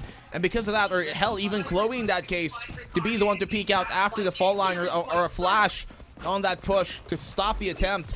But still, SMG, their prowess in those moments and knowing what to do, it gets a match point. It's not just prowess by this point, it's their form, it's their standard. And SMG, can they do it in one more round? Can they get the victory lap going? Paranoid lob, and that's Capricious already erased. Next might just be Japips here. Chloe though still fights back, catches out the lurk of Shirazi. Casper putting pressure with the frenzy, but the broken buy is hurting Orangutan right now. It's SMG now looking to advance yet again towards staircase. They know that breach is on the other side. Lockdown's there for the stall, sure. Hunter's Fury gonna be the call, and Alexi already with the takedown. It's time to throw it out here for the side of SMG. But still though, Tara on site. Casper will get the kill. Chance here for the side of Orangutan, at least bridging that gap. Cambi on the other end. It's Chloe with the takedown. Chloe and Casper, the clutch queens of Orangutan. They have to fight against Alexi though. The defuse is looking to get stuck. Halfway done, the aftershock into play. Alexi! Oh my goodness! How does she do it yet again? They came, they saw, they conquered, and they perfectly played the whole tournament. It's Team SMG, your champions. Oh my god! Alexi! What a game, what a series, what a player, and Team SMG, what a team. Complete dominance all the way through. How many maps is that right now? 21 maybe in a row that they have not dropped throughout multiple series, throughout their entire run in the playoffs, did not drop a single map in the upper bracket, and that is why they are your game changers. 2023 Split Open 1 champions. They are just changing the game, changing the field, and changing, I'd say, what it looks to be like a champion. The way that they just won every single series that they had, every single map that they came through was just absolutely outstanding. Honestly, looking at this SMG roster, it's full of all-stars, right? But it's just the way that they have really pushed the limit and shown how far off they are from the competition, how much they have really upped the ante now in the APAC scene. And of course, to talk about everything that went on, we'll be throwing down to our panel. On the casting side, we're going to sign on out. Thank you guys for all the amazing matches so far. Passing it over to Meek and Zach now. Okay, who jumped off of her seat at that last second? That was definitely me, because my goodness, I just love how these last rounds, this last, half, just had both of these teams just bring the best out of each other, actually, Zach. And we can't deny that Orangutan are definitely a monster on Lotus. It's just that Team SMG are just the bigger monster here, and that is why they are our champions. Yeah, I think, we'll talk about Orangutan first. I think that this has been their best tournament so far. They finally made it to a grand final, and I think that they will make it to many more. Individually, they have some things to work on, but overall, as a team, they have a couple of new players coming in. They have to build that synergy. It's going to take some time, but I think that they have what it takes to someday be a champion. But right now, today, it is going to be SMG who are our champions. 21 maps in a row starting from that Swiss stage. They haven't lost anything, and this finals, I don't think we've ever seen as dominant a final victory coming through. 13-4, 13-5, and 13-6 if I'm not wrong. All three maps just absolute domination coming out of them. And of course, once again, it is going to be Alexi on that MVP, multiple clutches that we saw coming out of this player. And last year I always thought she was pretty good at aiming. It seems like she's on a whole other level this one. Yeah. She's just hitting those headshots. Nasty. Absolutely. What was her percentage again? 57. It was more than 57. My goodness. Then this is amazing because you're of course next to a lot of other aim monsters that you have here in this tournament too, right? And Alexi, I don't know what she had for breakfast today, but whatever it is, I wanted to, But you're absolutely right. Orangutan, this is actually just a start for them because, as you mentioned, this is the first open, and there are a lot more months to go before the second. I can't wait to see what they're gonna do to refine all of their strategies because there were so many good ideas here, and all of these players, they did so well, especially Chloe, who just had a massive performance and just really was just that perfect anchor for the team of Orangutan, right? And it's just that SMG are just for this tournament, they're better prepared, and we saw Alexi a while ago right after the match ended and it cut to them. She was just, her finger hearts and everything. She was very chill. She is feeling it. I swear, when I saw the poster for SMG winning, I was like, oh, these girls look so cute and wholesome and nice. And then I see them on the server and they're just absolute it's just amazing to see what APAC Valorant has to offer the world. If you do look at this stuff, I think that Fennel had the same kind of reaction when they went to that international Game Changers event X10 as well. But this particular open, I think that since 2021 Alter Ego days, this is the first kind of really sweep that we're seeing over the course of an event. It's just fantastic work coming out of every single player. Even on Alter Ego, we always had that star player to highlight. And Neri was always there kind of picking up that work. And for SMG, until this year, it was Kohibi filling in that same role. But now you have so many individual players just stepping up huge. Alexi this time around a little bit less of a headshot percentage, dropping from 57 to 39. Not too much. Oh, I mean, I'm sorry, Alexi. that's still massive. I mean, especially since she dropped from 57. That's the only criticism. That's the only criticism I have. But the Team SMG here, they're just the well-oiled machine, and you're absolutely right. Massive improvement from Orangutan, finally making it to grand finals for this open. More from them to come, and they'll definitely be one of the teams that we will look out for in Open 2. For now, though, Team SMG, our champions, our VCT Game Changers APAC Series Open 1 champions, and there is no denying it. Zach, correct me if I'm wrong, but they did this with a flawless record. 100%. 21 maps in a row. My God. Not a single one dropped. I think they took I think today was the first time out that I saw them take. Maybe they took some That's all. before, maybe I missed it. But yeah, they've just looked so precise. And I think over the course of the entire day, aside from those bonus rounds, there was only like a couple of rounds, that too in the third map, where there was like an eco coming in. But I hear from production that we do have our winner's interview coming in, and it's none other than our favorite, Alexi, over the course of the day. So let's see what she has to say after this absolutely dominant stomp of a victory, because there's nothing else that we can really call it. Absolutely. I mean, again, they did this flawlessly. So this roster, we can proudly say, has not dropped a map, a series, just yet. So let's bring on Alexi over to your screens. Alexi, are you there? Hi! You guys hear me? Hello! Hi, Alexi! Hi! Congratulations, first of all. You guys had such an amazing performance. I mean, like we were just discussing, you guys have not dropped a map just yet. What do you guys have to say about that achievement? We just expected our run this open, and we are very confident to it. Well, expectations met, right? I have another Yeah. question for you specifically, Alexi. We know that like Tara is the IGL, but you have a massive performance, by the way, in this series. Wanted to ask, because you were a former IGL yourself, is there like a kind of co-tandem, a partnership here with IGLing for the team? We are 3 IGL before. Oh, not 3, 4. Because Camille is an IGL All of before it. also. From Seoul. But the important thing is like all of us are communicating too well and we understand each other. So it's a very good thing for us. Well, that is why Team SMG are doing so well, because all these 4 important players definitely know how to communicate everything. That kind of like clears up a lot of questions that I have, Zach. Oh no, for me too. Like I was gonna ask if Camille also IGL, but anyway, congratulations on your win today. I have a couple of questions too. Alexi, on this particular team, coming in from a team like Bren and now joining this new one, what is your favorite part of it so far? This open. I think my favorite is all of the games, cause we don't expect like one team only to be against in grand finals. We expect everyone to be how do you say? We just don't want to be contender? complacent every game.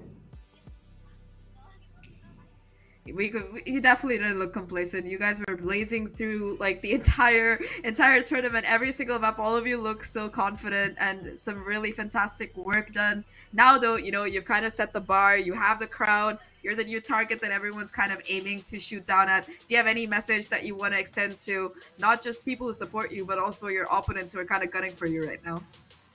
I want to thank first to Team SMG for making us confident, and who are we now?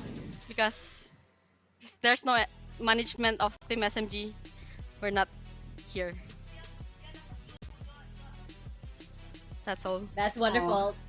Alexi, since you mentioned that, Team SMG has been so wonderful, there is a watch party happening as well. Do you want to give a message to all of the fans who have been cheering you on from the comfort of their beanbags? Thank you for supporting us since day one, guys. And we gonna do more next opens. I don't Thank even you, know if you can do Alexi. more at this point, but thank you. Thank you so much, Alexi. Have a great day. Enjoy your victory. And we'll see you soon, hopefully again. Thank you. Still making an I'm sorry, apple, I'm Zach. melting. That's too cute. I don't even know what this is, but It's an apple. We also do in the Philippines, we do a burger, so it's acceptable too. So yeah, just in case. I think we'll leave the cute hearts to the SMG rules. I know we can't do it as perfectly as they do, so it's like it's two things. Like they can definitely Valorant better than I can, and do the hand signs as well. I Yeah. have no hope. I think it comes with the same thing, like reflexes and I don't know what I'm trying to go Oh, for yeah, here, but that's maybe. right. Okay, I have more motivation to master these. But yes, our champions, you heard it from themselves. This is not just like a two-headed dragon. Apparently, we're dealing with a hydra here, so it is gonna get even more competitive. I feel for all of these teams here in APAC because my goodness, Team SMG, they have that 4 IGL strategy. No wonder the strategies are so clean and clear because all of the members on the team have such a clear idea of what to do.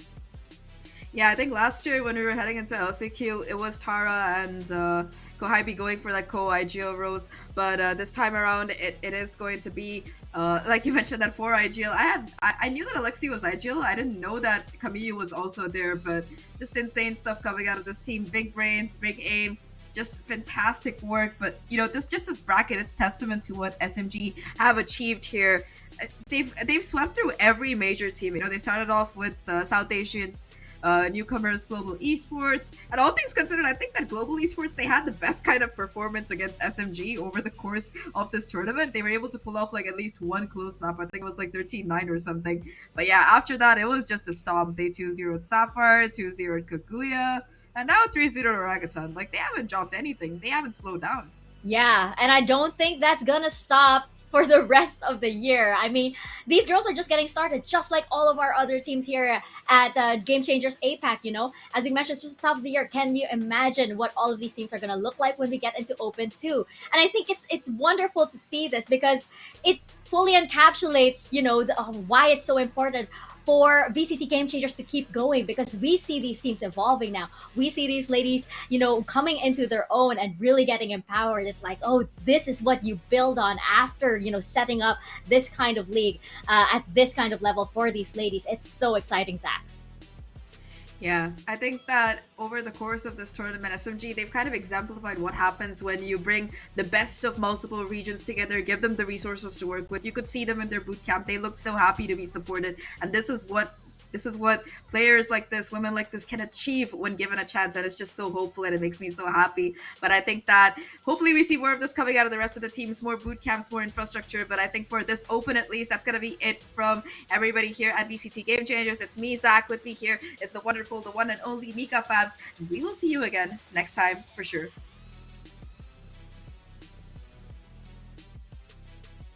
One enemy remaining. One enemy remaining. My ultimate is.